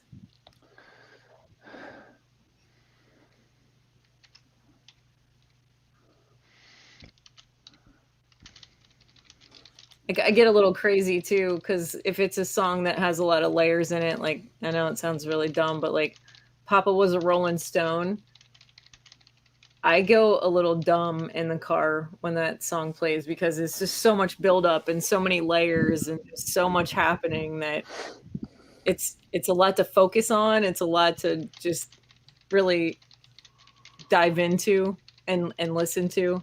There's a lot being said. Yeah. So it's stuff like that. Sometimes you just need it. Yeah. I tried to put stuff in there that wasn't super mainstream popular songs. I'll tell you a funny story. I did put one Dave Matthews song in there. The Lie in Our Grave song, which is like my favorite Dave Matthews song. Dave Matthews Band song, I should say. And I only really know it as track 9 off the Crash album.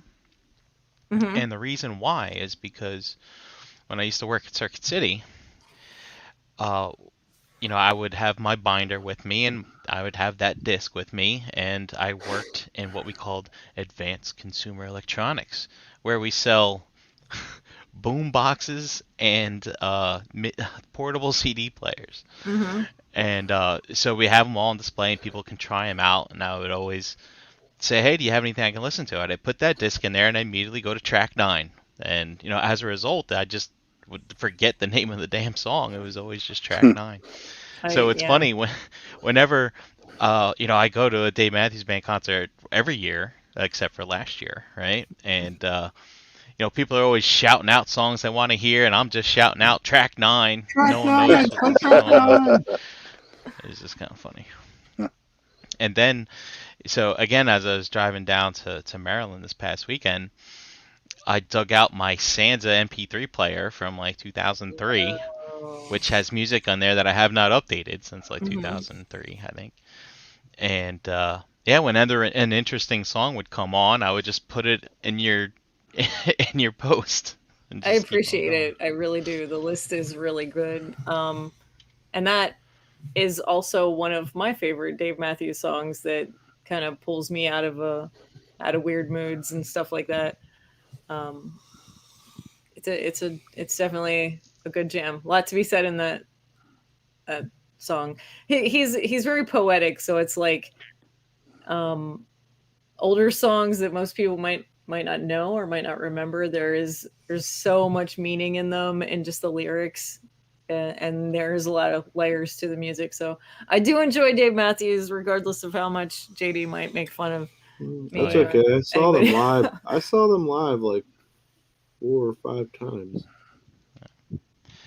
I love the shows, man. It's always just a good vibe. Everybody's always so happy. I was at one show, and I saw him and Tim Reynolds live at Farm Aid one year. And both times it was a great experience. It was a hell of a good time. The crowd was wonderful. He is an amazing performer. He sounds just like he does, on album. So I definitely enjoy that. It makes it feel real. Like there's no fakeness behind it. Like it's being manipulated by a computer or something. No. I dig it a lot. Yeah, it's interesting though, that song I was telling you about, track 9.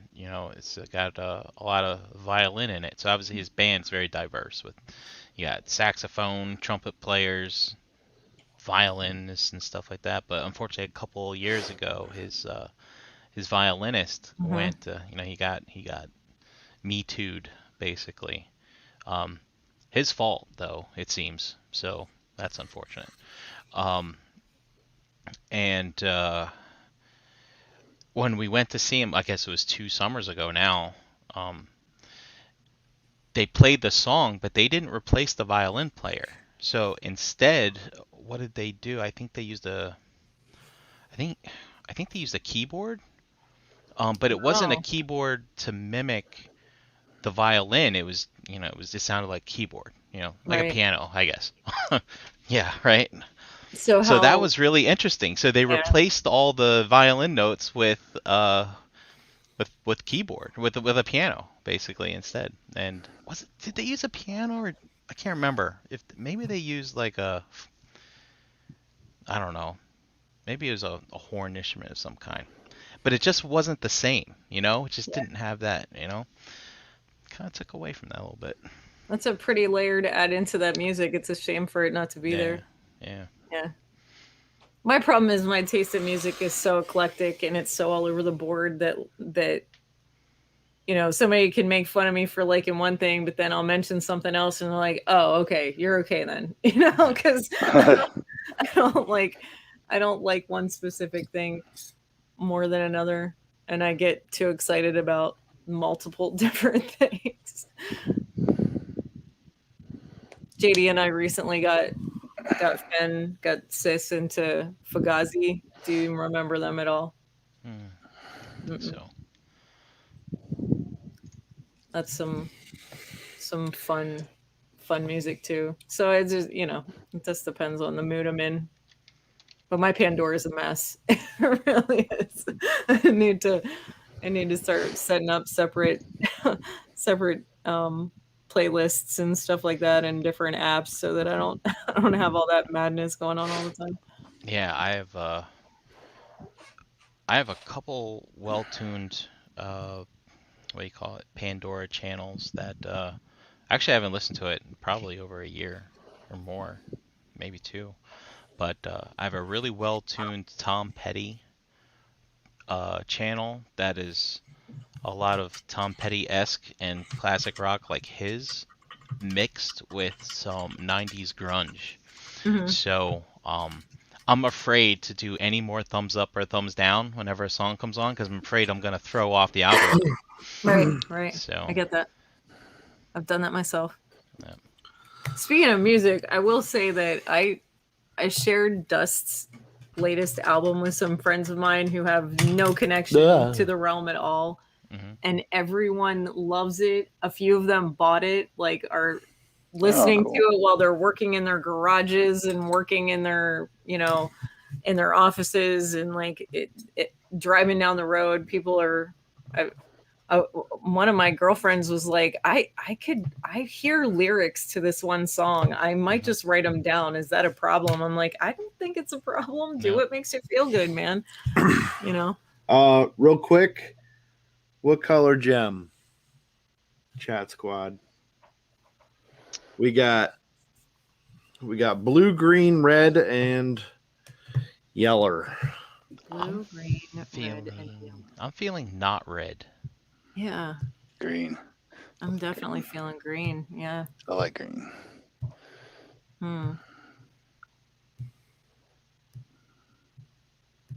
Greg says blue.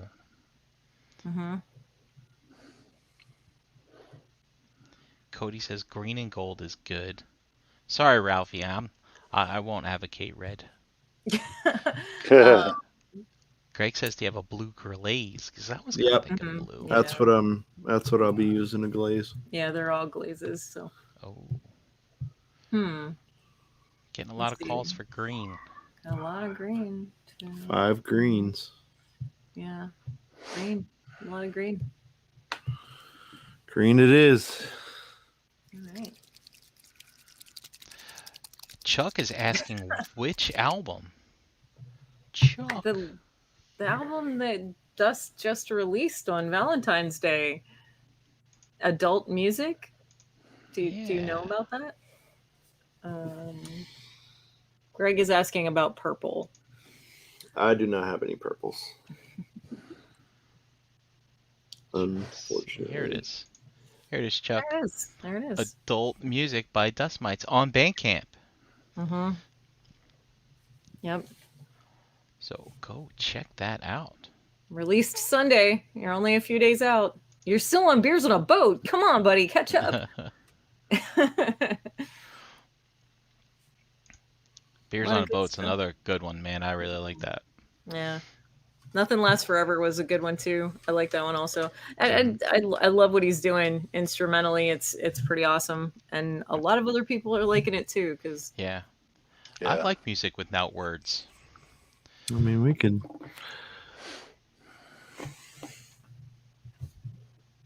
Ugh. It's okay. Maybe you shouldn't put your hand back there. There you go. Wow. I like the green gem there. I do. What's the name of the glaze?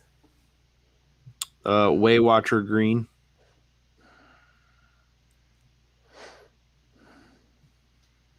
Could do those bottom ones too, instead of leaving them just rivets.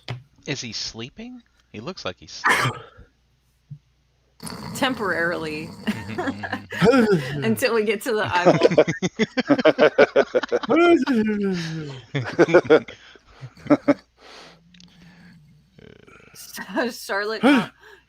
Charlotte now quoted you, Brian. Yes. I like music with not words. With Brian. not words. Yeah. It's good when you're busy and you don't have to pay attention to things. Well, I think as I've gotten older, I'm just become less interested in what songs have to say to me. I'd rather just listen to the melody. You know, I've heard it all before. What are you gonna sing about now? Whatever. I've heard that. Same old story. Give me something fun to listen to. I will not lie. I'm not a fan of newer music. There's very, very little that I like. Same here, Chan. I listen to 90% of the stuff I listen to is stuff I listened to when I was in like junior high. I've made it further than that. I will. Very, very rarely anything much newer than that. Oh, some groups.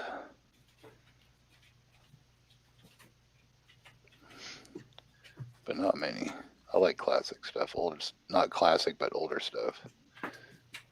70s.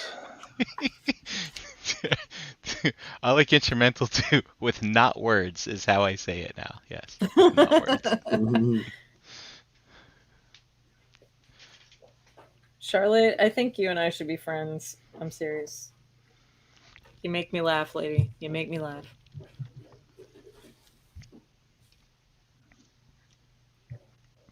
Oh, this is the hard part. This is the part where I'm going to hold my breath while he paints because the eyes are so hard.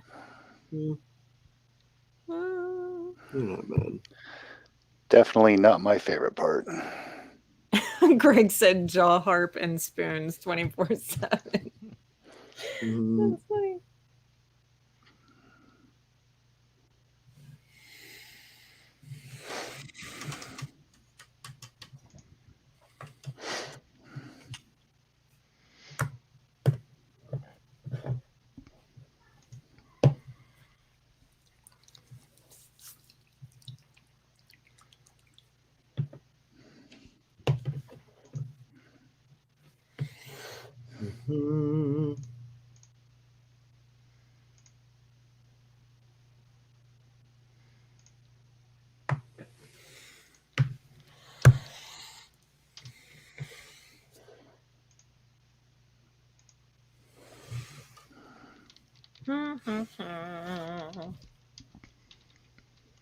What are you doing on camera? How about that? No way. You're supposed to be helping me here, lady. I keep tapping your elbow. I'm trying to help. I'm doing my best. There's only so much I can do. I've got a whole cup of coffee here I'm paying attention to. I'm kidding. I'm not. I'm just teasing you.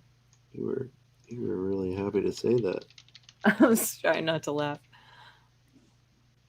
about it. So what color are you going to make his eyes? I don't know. That'll be the next question to the chat. Oh. We might as well get that going. Yeah. What color should his eyes be, guys? Red. Could do that. Just kidding.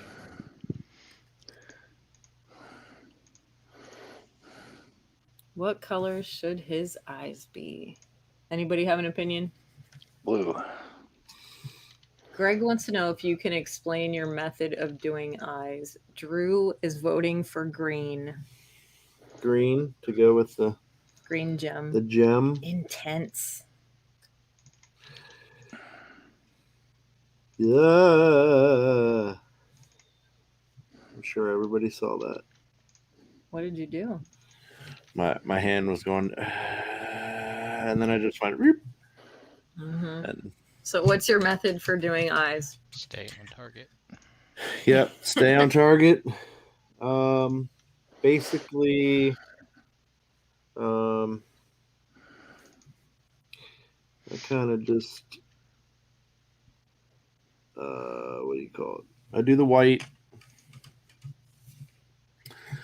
and then I do silver. Silver, where you would for put for the iris. For the iris, okay. And then you got your glaze. The glaze for the color. For the color. Okay. Yep. Okay. And then I'll do the pupil and the got a little extra in there. Drew said, "Welcome to the old man shakes." Yep. Yeah, that's a fact.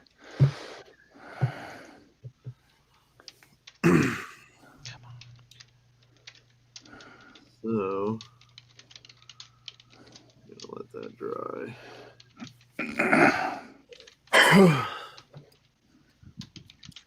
In the meantime, have we? You got.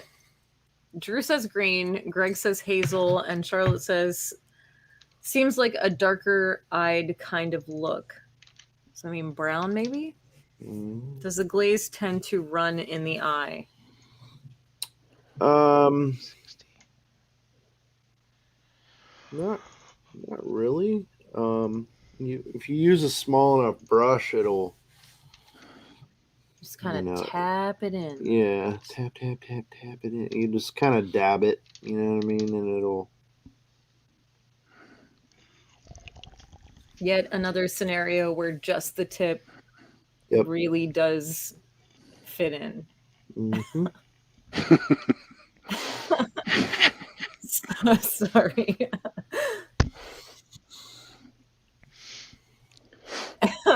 Ralphie says, "Okay, Brian, you were right. Screw red." Ooh, he just really got angry. We'll do red next week. Greg says jaundice eyes with enhanced bags underneath. Right now I'm just doing a little bit of a wash in the eyes. Try and bring some of these details out a little bit. Oh, he looks really upset. Well, his or like he needs some sleep. One of the two. That look looks familiar. Combination of both. I don't always look fabulous when I wake up in the morning. Sometimes I look just like this guy. And I do. 2 seconds.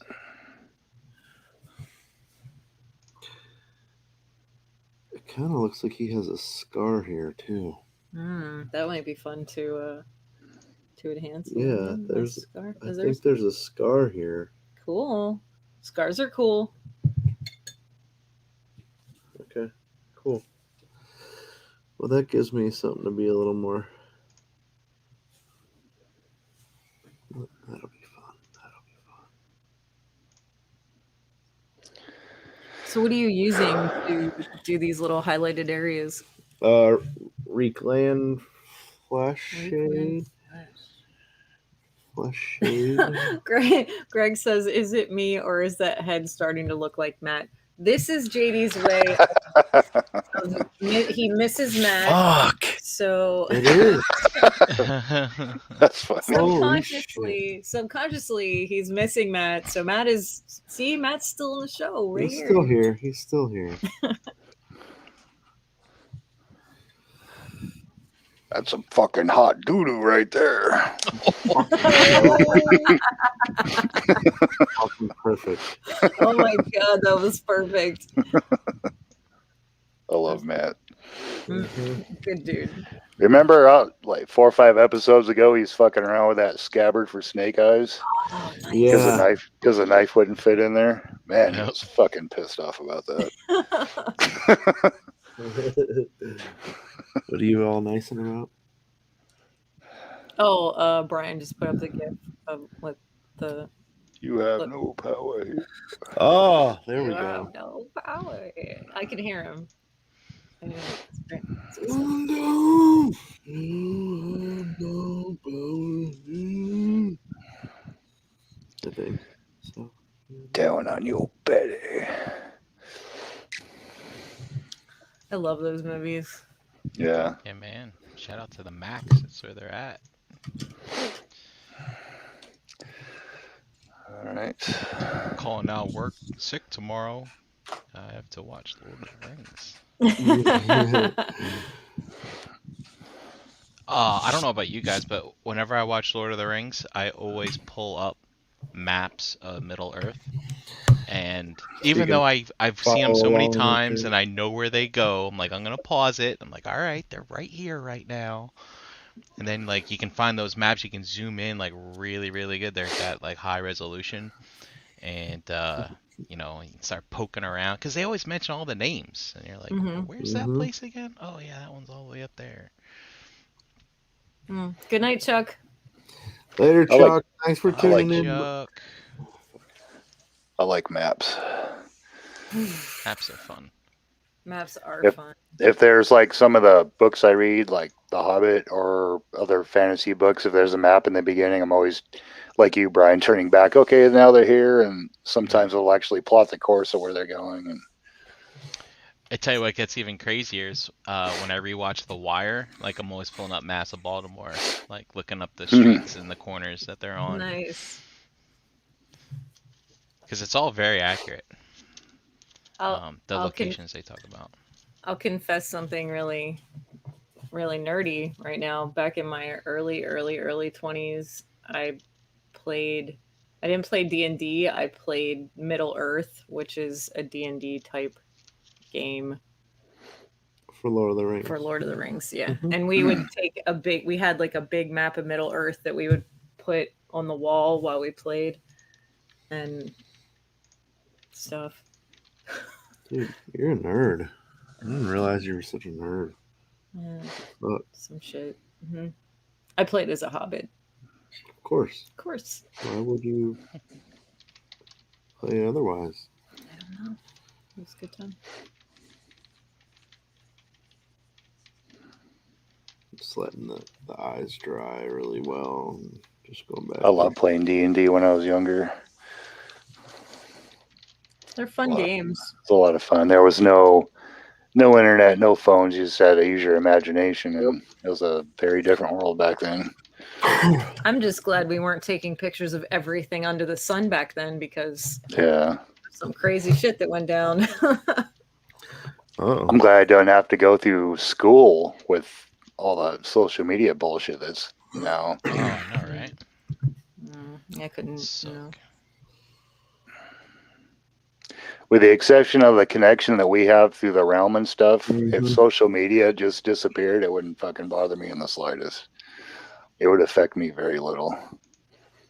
But I do like the Cabal, and I like the Realm of Collectors, and I would never be able to converse with you guys if it wasn't there. So, wow.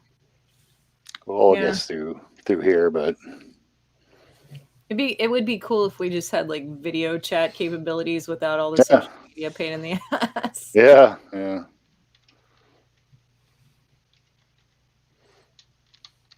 Wow, I dig that scar. That really, yeah, that's cool. He's really starting to look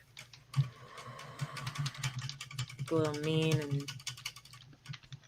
how's the trivia coming, Brian? Oh, I've had my question prepared. I'm just nice. I'm just doing work right now. Work. All right. Greg, I probably watch those movies at least once a year, just because, if not twice, depending. Do you do The Hobbit now too? Mm-hmm. Yeah, I do like the whole. It's like a whole thing. I do it with Star Wars too, where it's like you got to watch everything. Yeah, it's like a weekend commitment there. It's like a week-long commitment. Week. Take a break. Need to sleep and eat. Yep. Yeah. So you gotta pace yourself. You gotta do it right. No.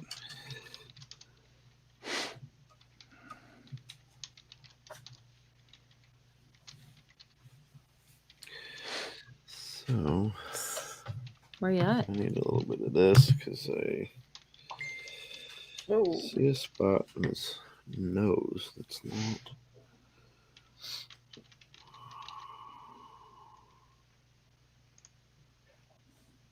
Are there other series like movie sequels and like runs of movies that do you guys watch that stuff? Do you do that where you kind of go through and I'll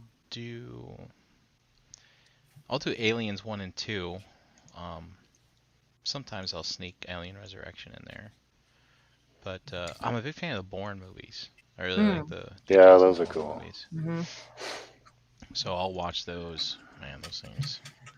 I watch the Clint Eastwood, the Dirty Harry series, and the Spaghetti Western series. I'll go through those every so often. There we go. Very cool. I do watch the Lord of the Rings ones probably about once a year, like you. They're just cool. Charlotte says, I haven't seen Solo or episode 9 yet. Extreme pacing. Well, you don't need to really finish the sequels. The sequel trilogy. There's no payoff. Yeah. It's fucking trash. Coming from, probably one of the biggest Star Wars fans ever. And then she mentions The Land Before Time, which I can completely agree with. And then Cody said sometimes you just need a little bit of Ducky in your life. And I don't disagree with that. But Spike was the jam. He was the man. Who? What? Spike. Spike who? Speakle? No, from The Land Before Time. Oh. Not bad. Oh, when he said Ducky, I thought he was talking about like Pretty in Pink. Yeah, that's what I thought. That's a good one too.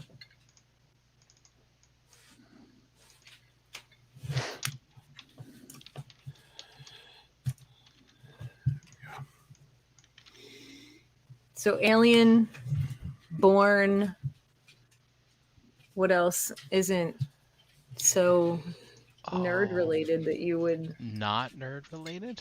Not as nerd related, maybe? I don't know. There's an anime that I watch every once in a while, Star Blazers.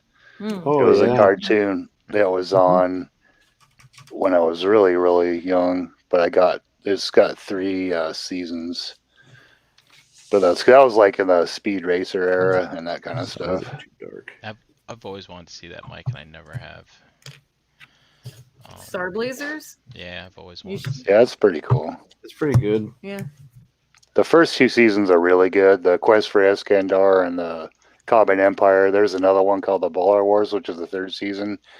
And the characters all have different voices, and it kind of throws me off a little bit, and it's hard to get on board. But the first 2 are definitely the best. The Terminators, I like watching the Terminators. Oh yeah, and I actually go to the 3rd one. I people give the 3rd one shit, but I like it. Man, that scene with the car chase where she's driving the crane. No, is she driving the crane? Yeah, she's driving the crane. The lady Terminator. Man, That's just good. I remember seeing that in the theaters with my mom. That was actually good times. I like all those. Yeah, they're good too. Tyler's got some good ones in here too. Matrix. Lethal Weapon. Yeah, that's a good one. Wes says Falcor, but that's Never Ending Story. I think that's because we mentioned Never Ending Story. Yeah. And then Tyler, hi Tyler, welcome. Hi Tyler. What's up, Tyler? He says, anyone remember those rubber hand puppets for Land Before Time from Pizza Hut? Yes, I do. We had like 3 of them, I think. Tyler also says Lethal Weapon and Beverly Hills Cop, also awesome. Yeah. And then Charlotte says my favorite T-shit, but I think she means T-shirt, is Bots Before Time, a mashup of Land Before Time and the Dinobots. I'd like to see that shirt. That sounds awesome. That sounds pretty awesome. And then Cody says he binges Gravity Falls at least once a year. Yeah, and then Charlotte says something about, she remembers the toys. Her mom kept them in her random basket of toys in her barbershop for 15 years. You know it. Cool stuff. I'm trying to think of other ones that I binge watch, and I'm having a hard time. I'm like looking over on the shelf, like, what's over there? Oh, Underworld stuff. I used to binge watch that stuff once. Yeah, those are cool. Resident Evil. Vampires and werewolves fighting each other. With what's her name? Kate Beckinsale. Yes. I've been meaning to watch that whole series, but like whenever I get around to it, like one of them is missing from streaming. I'm like, fuck it. They make you rent one. Here's the first 2. You got to rent the last one. So every time I do a search on Netflix, if it's just out there, I can watch it. But if I actually do a search, I always have to pay for it. It's never just there. I think it's going to really be up to you, because it was like green, hazel, and then brown or dark eyes were all suggested. So I'm going to give him a bunk eye because of that scar. Good idea. Tyler says he just thinks he's really hungry, because he's also bringing up they had Back to the Future sunglasses tie-in at Pizza Hut too. I remember that. I'm hungry too. Cody said Brinkin stopped after 2 on the Underworld series. I don't disagree with that. They get kind of weird. I really like the first one. The second one was okay. I'm not sure if I've even seen the third one. I really like the Breaking Bad, but after that was done, I had no desire to go back and watch it again. So that's like the anti-list to your question, Jan. That's another one I need to see. I think when I'm done doing this Battlestar Galactica, I might go with Breaking Bad. I didn't think I ever hated a character more than the Skylar from that show until at Ozark. The wife of that guy is, oh my God, she took first place in a hurry. I cannot stand her character. I don't know. Oh, Laura Linney? Yeah, that goddamn smirk she had when she was being all condescending, talking to people. And like, oh God. I don't know. Skylar still takes top rank for me. Yeah. Chick from Ozark is a close second, but like I don't know. Yeah, I hated Skylar. Hated her. Yeah, I watched it with him. I didn't watch the series as it came out. I watched it later and just binge watched the whole thing with JD. And like almost every show, I'm like, why is she talking? Make her shut up. Get the fuck off the screen. She's terrible. Somebody shut this bitch up. Somebody kill her. She dies this episode, doesn't she? I was so excited. I was like, I would freak out. I was like, this bitch. I can't stand this bitch. Both of those ladies I hated. Joffrey from Game of Thrones. I thought he was probably my number one guy that I hate. That poor kid. Oh God. He'll never act again. People hated him so much. I told my wife if I saw him walking on the sidewalk, I'd fucking kick his ass just for making me hate him. I'm pretty sure that's a thing. I'm pretty sure that's a thing. Fucking piece of shit in that movie or series, whatever you want. Joffrey. Yep. I got a crossbow for you. That show drove me nuts, man. It was like I'd start liking a character, I'd start getting into it, and then that person would die. And I'm like, what the fuck? And then it would happen again, and then it happened again. And I'm like, why am I watching this? How many seasons is this fucking show? I don't know if I can handle it. Yeah, that's one. They did a pretty good job generally on getting a good vengeance story with characters that you hated. Like, who was the other guy? Ramsey? Yeah, that's the one I was going to bring up, too. Yeah, he got it in the end. Dude, that guy. Yep, He Charlotte. He can't walk outside without getting punched in the face, I think. Yeah. Or at least having sausages thrown at him. Yeah, absolutely. Yeah. Because I think that should definitely happen. Yeah, so Charlotte and PF Ferguson, which hey PF and hey Mark 44 Prime. It's up, Leon. Guys. Yeah. Both said Ramsey Bolton, but yeah, that motherfucker. I hate that guy. I can't. He's the worst. Yeah. And Cersei, she can go get fucked. Yeah. I can't stand that bitch at all. I don't care how beautiful she may be. She can. I hate her. Yeah, she was wicked. Shame.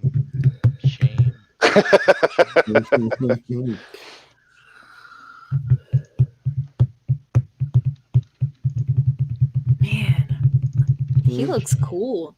Yeah, that's awesome, Judy. Look at his eye. I gave him some lashes and all that stuff too. Yeah, that's some serious detail. Wow.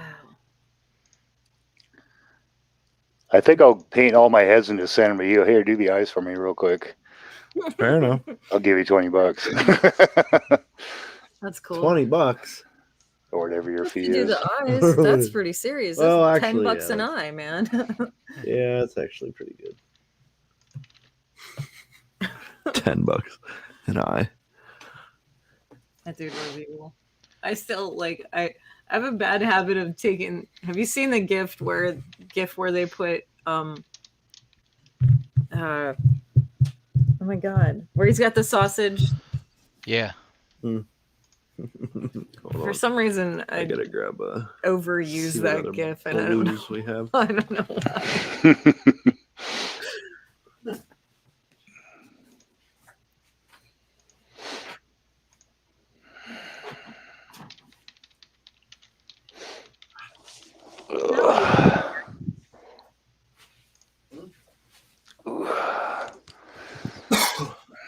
Greg T said Dan and Dave are the worst. The last season was hot doggy doo-doo. Are you talking about Game of Thrones? Is that what you're talking about? Dan and Dave. Are they responsible for Game of Thrones? Is that what he's talking about? Maybe. Wait, say Dan and Dave are the worst. Yeah, maybe that was their names. Yeah. I agree with Charlotte. It would have taken 3 more seasons to develop what happened in the 8th season. I totally Chan, agree is this the GIF you're talking about? Yes. Yep. Oh, God. I overuse that way too much.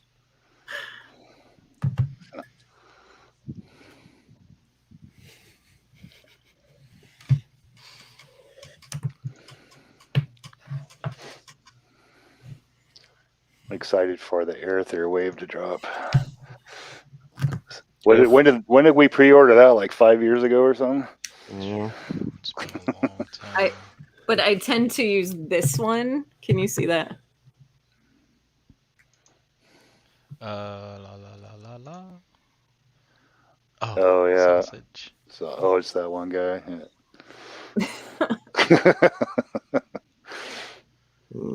That could potentially be one of my favorite gifts of all time. What you doing? Fucking up. Oh, it happens.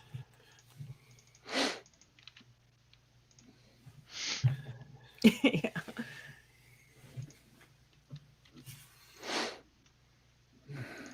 Shit. Yeah. Yep. Everybody's making good points in there. Yeah. Greg says they were going to work on Star Wars, but they flopped GOT at the end and didn't get the Star Wars gig. And then Charlotte says, in early seasons, it takes half a season to travel. In season 8, here we are now. Yeah. We made it. Yeah, I know. Whoa.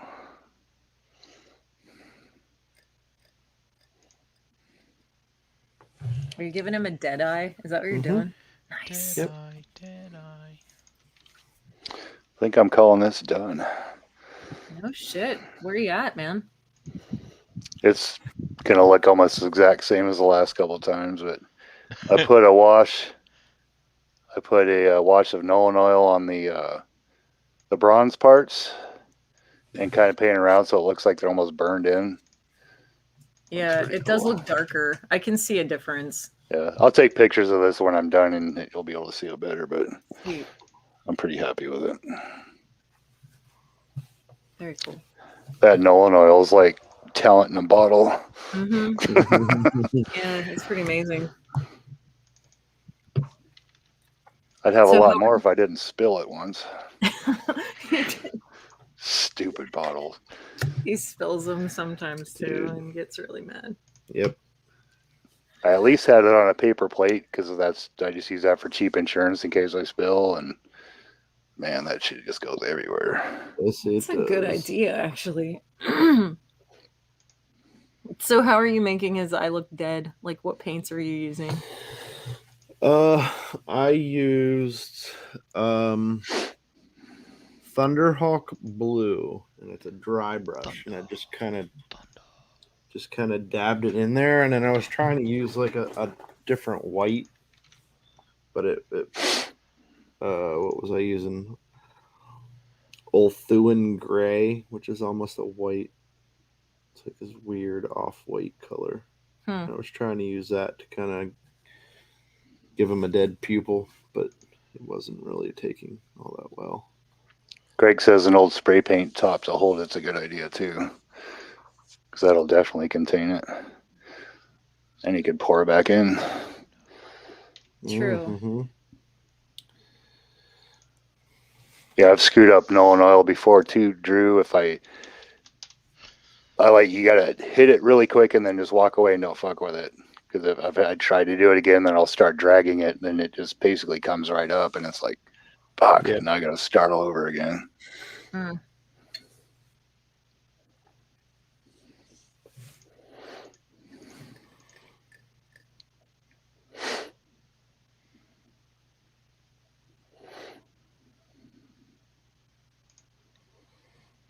So what's that? Is that the... This is the Reikland shade flash stuff, but Are you putting that over the white of the eye? I did. Just to kind of like red his eye out. Gotcha. Little blood. Still got to do this. So Greg was talking about putting the Nolan oil in a spray paint lid, and I just did it, and he's right; it fits perfectly. That's fucking cool. That's right in the. That's a fucking good pro tip. Yeah, look at that. That's a good pro tip right there. Yes, it is. Tips and tricks. Yeah. Learn something new every day on the gravy.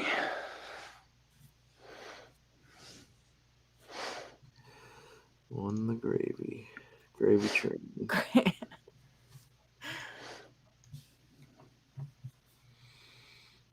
That shit ain't cheap either. It's like $13 for a bottle of that, I think. For a fucking bottle. The big one. Expensive.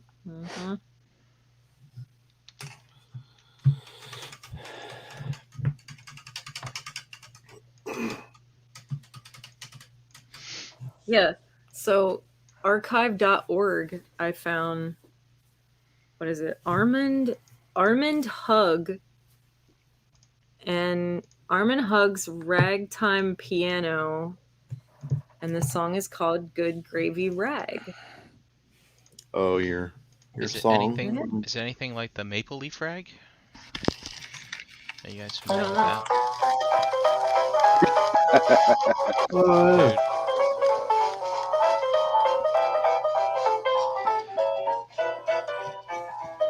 It's good stuff. It's actually really good. It is similar to the Maple Leaf rag. The Good Gravy rag. Scott Joplin. Yeah. Mm-hmm. My mind went instantly to the silent movies. Yeah. The silent pictures. Yeah. Archive.org is a kind of a fun website for finding weird old music.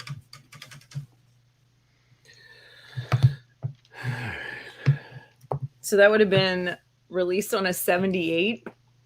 Do you guys remember 78s at all?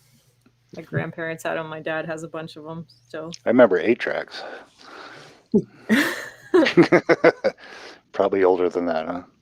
Yeah. Yep. In 1950, so not terribly old, I guess. That's the publication date. In New Orleans. New Orleans. It's party time in New Orleans right now. Wasn't like Fat Tuesday yesterday? Yeah. Mm-hmm. Yeah, I missed out on the Fosnauts and the other lovely pastries that everybody eats. I didn't jump on that bandwagon. King cakes. Did any of you guys, and the chat can answer too, in the crowdfunder for the Mythic game, did anybody buy that or buy any figures from it? I did. I bought the 4 builders, and I think I want the map. You know, I love the maps. Yeah, the map's cool. And I actually bought the builders again on BBTS so that I wouldn't have to pay for them now. So I think it was like an extra 75 a piece. 100. Well, when you bought all 4 of them together, they gave you a discount. They charged they were at like 67 a piece or something like that. Wow. Oh, really? If you bought the set, yeah. So I bought another set so that I don't have to pay for it till next year. That's cool. Greg said, got figures, intern, and additional coins, and an all-in. Nice. Yeah, man. Did you see they got all the way up to 250? Yeah, that's right crazy. with 10 minutes to go. Thanks. Yeah. So that's good on them. Now, the interesting thing is the next part is now they're going to tell us to go in and elect to what our funds go towards. And it's like, what if all the funds go towards figures? Oh, the backer kit. And they don't have enough to make the game. Wouldn't that be messed up? I'm sure they will. I hope they will. Yeah, do you know what was it, backer kit? What does that even mean? I didn't understand it at all. So they'll send you a thing, and it'll basically have the dollar amount that you contributed, and then you'll be able to basically pick from a menu of what you want.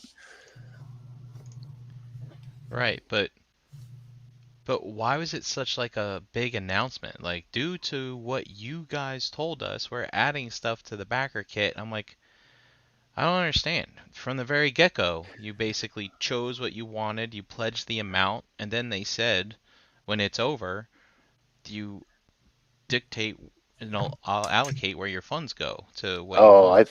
I think they were talking about the extra heads that come with the figures, because they were saying that you can only get those during the live crowdfunding, and then they were saying that you can also now get them at the back end of the backer kit as well. They'll be included in that. What do you mean back end of the backer kit? So at first it was like you could, in order to get the extra heads, you had to order them during the campaign itself, and then when it ended, if you ordered them on the backer kit, you would not get the heads. You had to do it during What's this about after it's ending? You buying more stuff because it's ended. Now I'm now I'm even more confused, Mike. You're killing me. Yeah. So you can. So once it's over, it's not over. Is that what you're telling me? No. You basically got your foot in the door. You can buy as much shit as you want through the backer kit. This is the first time I've done it too, but. So I could have pledged $1, and then all of a sudden it's like, hey everybody, you can pre-order anything you want. Is that what you're saying? Pretty much. That's just kind of weird. That doesn't make any sense. Well, hey, if there's your ogre builders, boys and girls. Yep. There they are. Just that's it right there. Very interesting. Yeah. That is interesting. So these guys, man, you know, they don't come off as savvy business guys, but these guys, they know how to get that money. Oh, yeah. First off, they got $250,000 of it. You got you contributing to the campaign. You know, they get the game started or whatever. They throw the figures in there. Yeah, that brings all the boys to the yard and the girls too. And and then it's like, okay, guess what? Extra bonus if you gave us some money that we asked you for to make our campaign successful. Now we're gonna let you just pre-order everything else that you wanted. So it's like, God, geez, man, you just milked me for Alithia, and then you get me on this, and now you're saying that I can give you more money. At least I'm still getting stuff I want, sure, but it's like, dude, there's Thundercats dropping. I mean, there's Thunder Tanks that gotta be made. They're built and paid for, not built, excuse me, paid for. That's funny. I initially got 4 figures, and that was it. And then I was going to wait until the backer kit showed up, and then I was going to see where I was at financially, and I was just going to order more. Right. So you didn't just go in for the 48 figure set, Mike? No. I'm not that fucking. I tell you, man, that was ingenious for them to get because they needed to get to what 100,000. Yeah. Just to have a successful campaign right before all the unlockables, right? So, I think BBTS bought 2 of those. Oh, yeah, 2 of them. I think they bought like hundreds of them. Yeah, dude, BBTS actually went out of stock on the male ogre. Yeah, that's what I was builder, and then it came back in stock. And then they re-upped. Yeah, man, so they just kept re-upping. So they bought at least 2, and then he got sold out again, and then he was back on stock again. So they got at least 3, maybe more. Who knows? No, I'm sure they got tons of them. Yeah, man. Yeah, that's crazy. Because that builder set, you got 48 figures, but I think by default they were telling you how many you're getting of each one.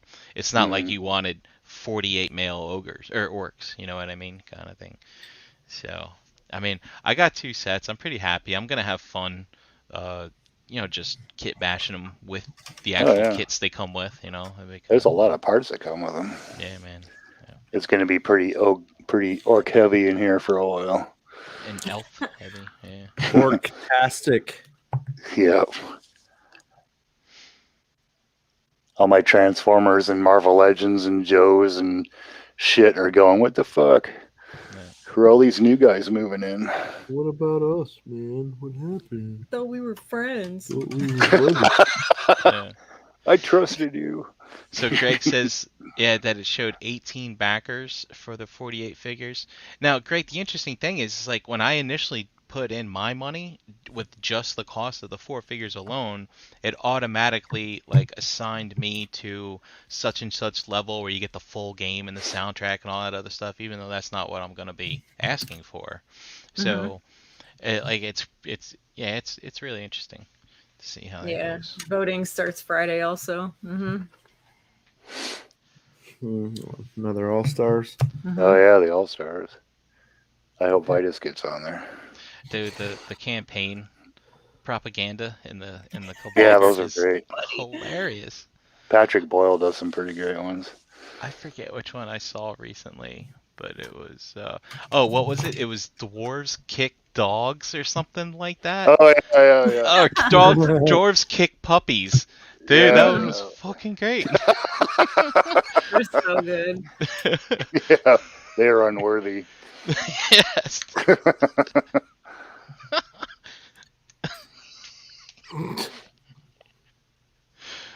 Have you seen any of them? Mm-mm. Oh my gosh, they're pretty funny. I wonder if I can get any of them to load right now. Yeah.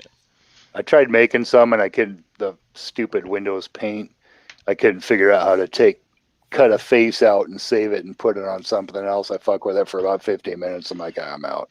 Oh man, Mike, Windows Paint, you're totally old school. Yeah. There's enough use those people fancy making phone those. apps for that stuff, man.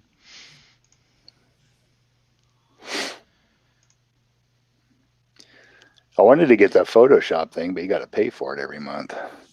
Mm-hmm. I'm not very keen on that. Yeah, all your Adobe stuff is it's a subscription. There's one.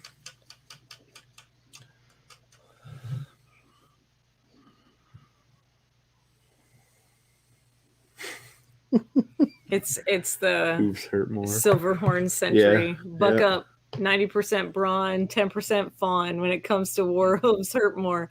Vote Silverhorn Sentry for All Stars 4. Yes, there it is. They're Fortify so the flock. Uh-huh.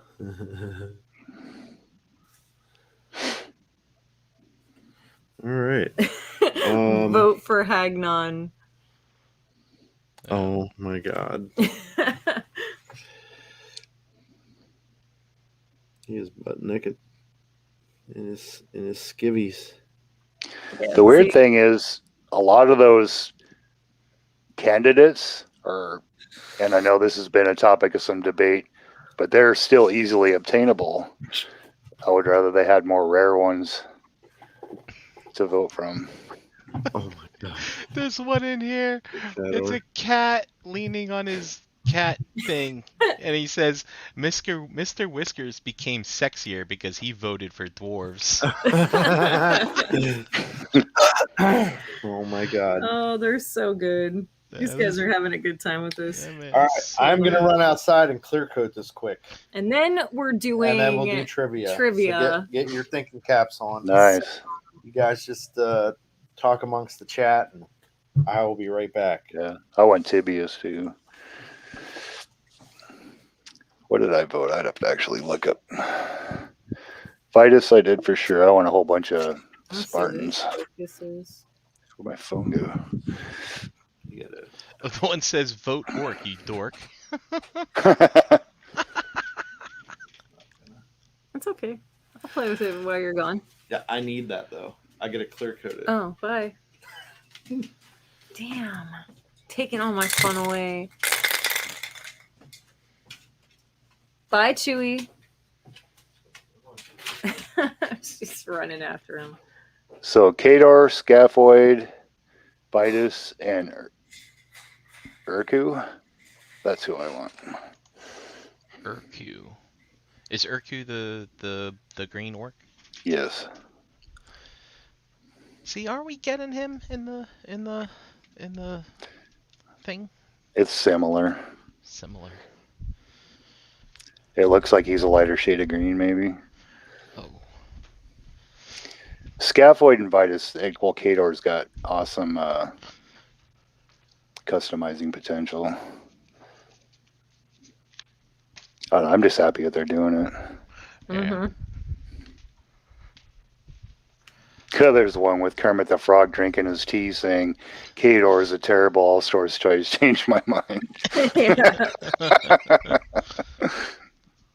That's funny. I don't agree, but it's funny. The only one I really want is that Spartan guy. Yeah, Vitus.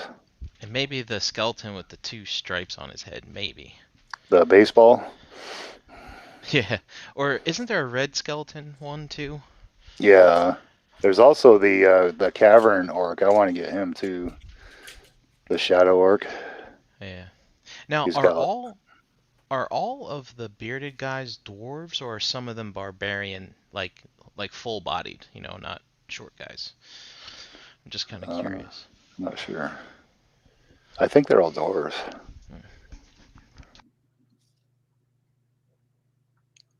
Straight out of Mythos. It's like the NWA album. Yeah, I saw that one. I was just scrolling, like skimming through all of those. That's very funny. Yeah, I just saw the buck up one you were talking about. It's pretty funny. Mm-hmm. Yeah, there's really. I was just gonna say, I'm gonna attempt to get some of these things. I'm gonna help JD get some of this stuff in the mail, because there are a few sitting down here that still need to go out that people won from the show. Yeah, I think Drew won that cannon a while ago, right? Yeah. Yep. I have a a social anxiety issue. Like if I'm at Target, I just walk past people and like go through the checkout and I'm done. But if I have to like go someplace and verbally interact with somebody to get like services rendered, I get like really overly anxious about it, and I avoid it at all costs. So when it comes to mailing things out, JD usually deals with that all by himself. And that's not very nice of me. But I do have like a social anxiety thing. Bless you. So, Chan, I can send you a link for PayPal, which will allow you to basically create the shipping label and print it out. Then you just have to tape it to the box, and when you go in the post office, you don't talk to anyone. You just drop it off on the counter. Oh, it's already paid for? Yeah. Oh.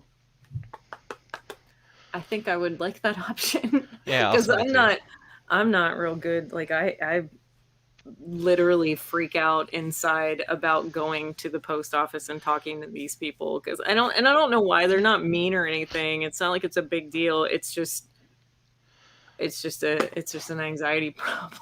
Well, I just hate standing in line. Yeah, that's what I was gonna say. And my post office, man, they get backed up, man. They got one fucker working behind the counter, and there's like 20 people, and all 19 in front of you have some kind of problem, or they show up there with a box they don't even have taped up yet, or something, and or they want to argue, and it's like it's a shit show. It's definitely lines too. It's people. It's crowds. It's just like. I don't know. It's dealing with like I'm fine with going to the grocery store because it's turned into like a habit. I do it. I have to do it. I go. I get through it, and I do wait until the last minute a lot of the time to do that though. But just for some reason, the fucking post office or FedEx or any of them, I'm like, God damn it! I don't want to do this. I can't. Like I go through days and hours of panic before I absolutely have to do some shit like that, and that's terrible. I shouldn't be like that. Oh well. There's plenty of times I don't like talking to people. Plenty. Hi, New Frack. How are you? Wait, what? I believe that is Fabio. That's Fabio? I think so. That's cool.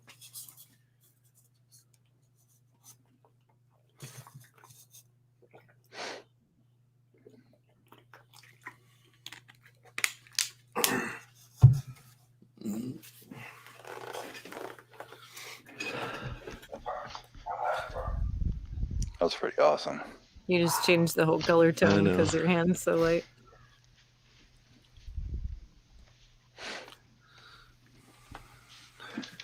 It's a little more focused being further away. You can kind of see what's up. That's cool. He's got one dead eye. Yeah. I like it. I think it looks really nice. Yeah, it's okay. He looks very menacing. You don't want to play trivia, Ralphie? Want to try and win a figure? I mean, or a figurehead. Oh yeah, don't leave now. We're about to do trivia. Is everybody ready? Biggie caps on. Take it away, Mr. Brian Brink. Okay, so in the Fellowship of the Ring,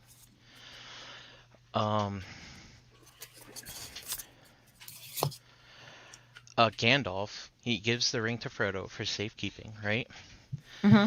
And he says, I can't remember the certain amount of time. He's like, in a certain amount of time, he's like, I'm going to meet you somewhere, basically, right? And then we'll figure out what to do next.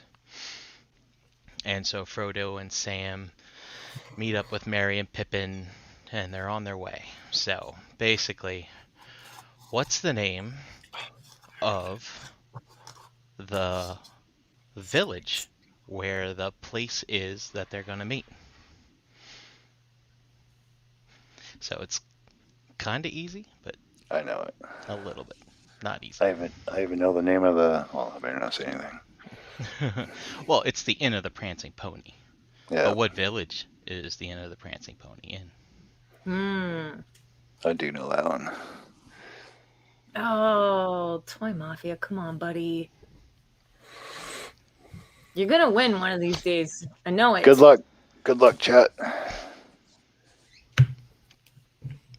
Maybe he knows the answer, but he can't answer it in emoji. Cody got it.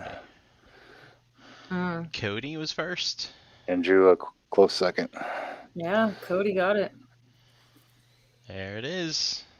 Wow. The village of Bree, on the outskirts of the Shire.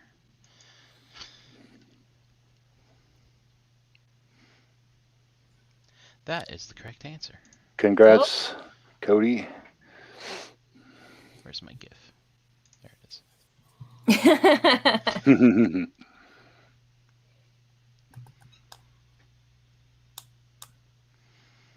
So Cody's gonna get into mythics now. We got you. Oh, Drew seems upset about this. Yeah, Drew always gets a shaft. It's like it's like a custom Matt Hurd head. That's so funny. Sort of. Anyway. The goddamn dumpster fire.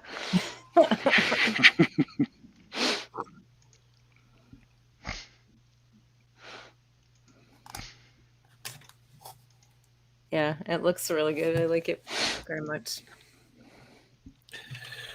Drew said he's not upset. It's all fun. I know, buddy. I'm just talking shit.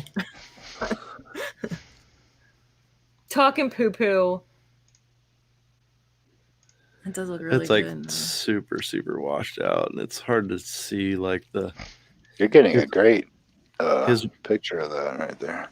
His beard isn't that white. No, it's definitely washing a lot of the color out, but. Cody said he will own one mythic just to display this head. I mean, you could put it on other figures if you wanted to. Yeah, if you get some O2 Classic, it'll fit that. Mm-hmm. It's pretty. Do you have a picture of Matt, Brian? We need a side by side. Yep, we need a side by side. Greg just had a good idea right there. Let's see. I mean, he probably has the wrong color eyes, but it definitely looks cool with like the gloss on that eye and everything. Oh, there you go. It's pretty close. Coming up, there it goes. Yeah, well, there it is. All right, it's not. It's showing up full screen. It's pretty goddamn close. Here, we'll try and we'll do this. Let me see if I have that. There it goes. There it goes. It's focusing. There you go. And it froze. There we go. Go ahead and flash it again and see where it's. Hold on. He's trying to do split screen. Oh, okay. Let's see if I can do it. I'm gonna work some screen share magic here. Maybe I can get it to work.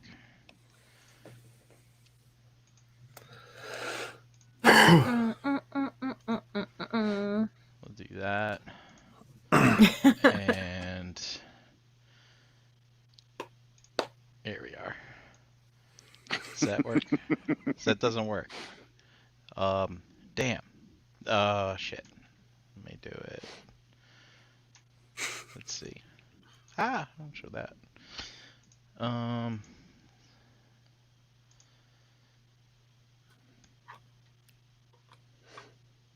don't know what to do. I don't know how to split screen that, but I think that it's hold on, I got it. Do this. That's infinite gravy. No, it's not gonna work. Damn. Yeah. It's okay. I think it's pretty close, you know. Yeah, I'll just pull it up.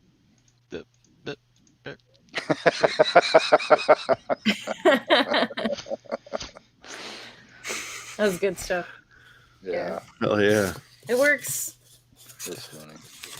Cody, you have a custom head coming your way. I guess hit JD up with your address and we'll get some things moving.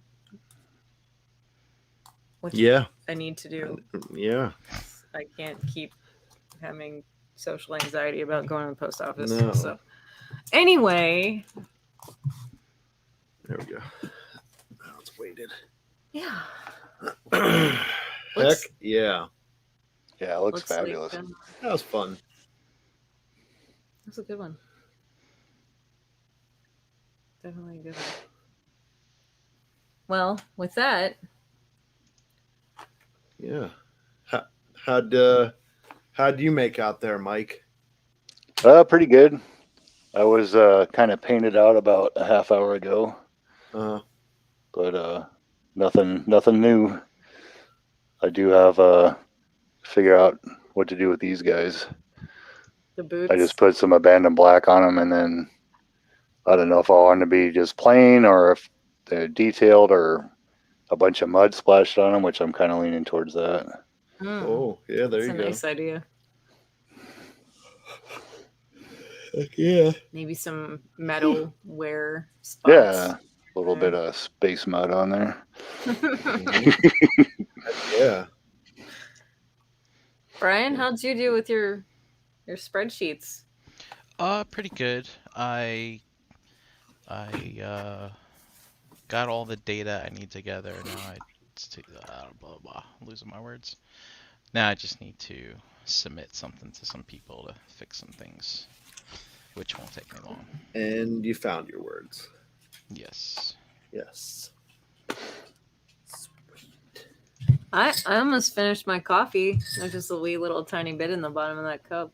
So nice. Success. But it was a good time. Yeah. I had a good time tonight. Yeah, it's always this is my favorite day of the week. These couple hours. ShelfGravy day. Get away from everything. Heck yeah. Well, I guess we can spin around and find out where everybody can find everybody else. Yeah. Mike, where can everybody find you? Mike Wells on Facebook, Mike's Toy Madness on Instagram, which I'm never on.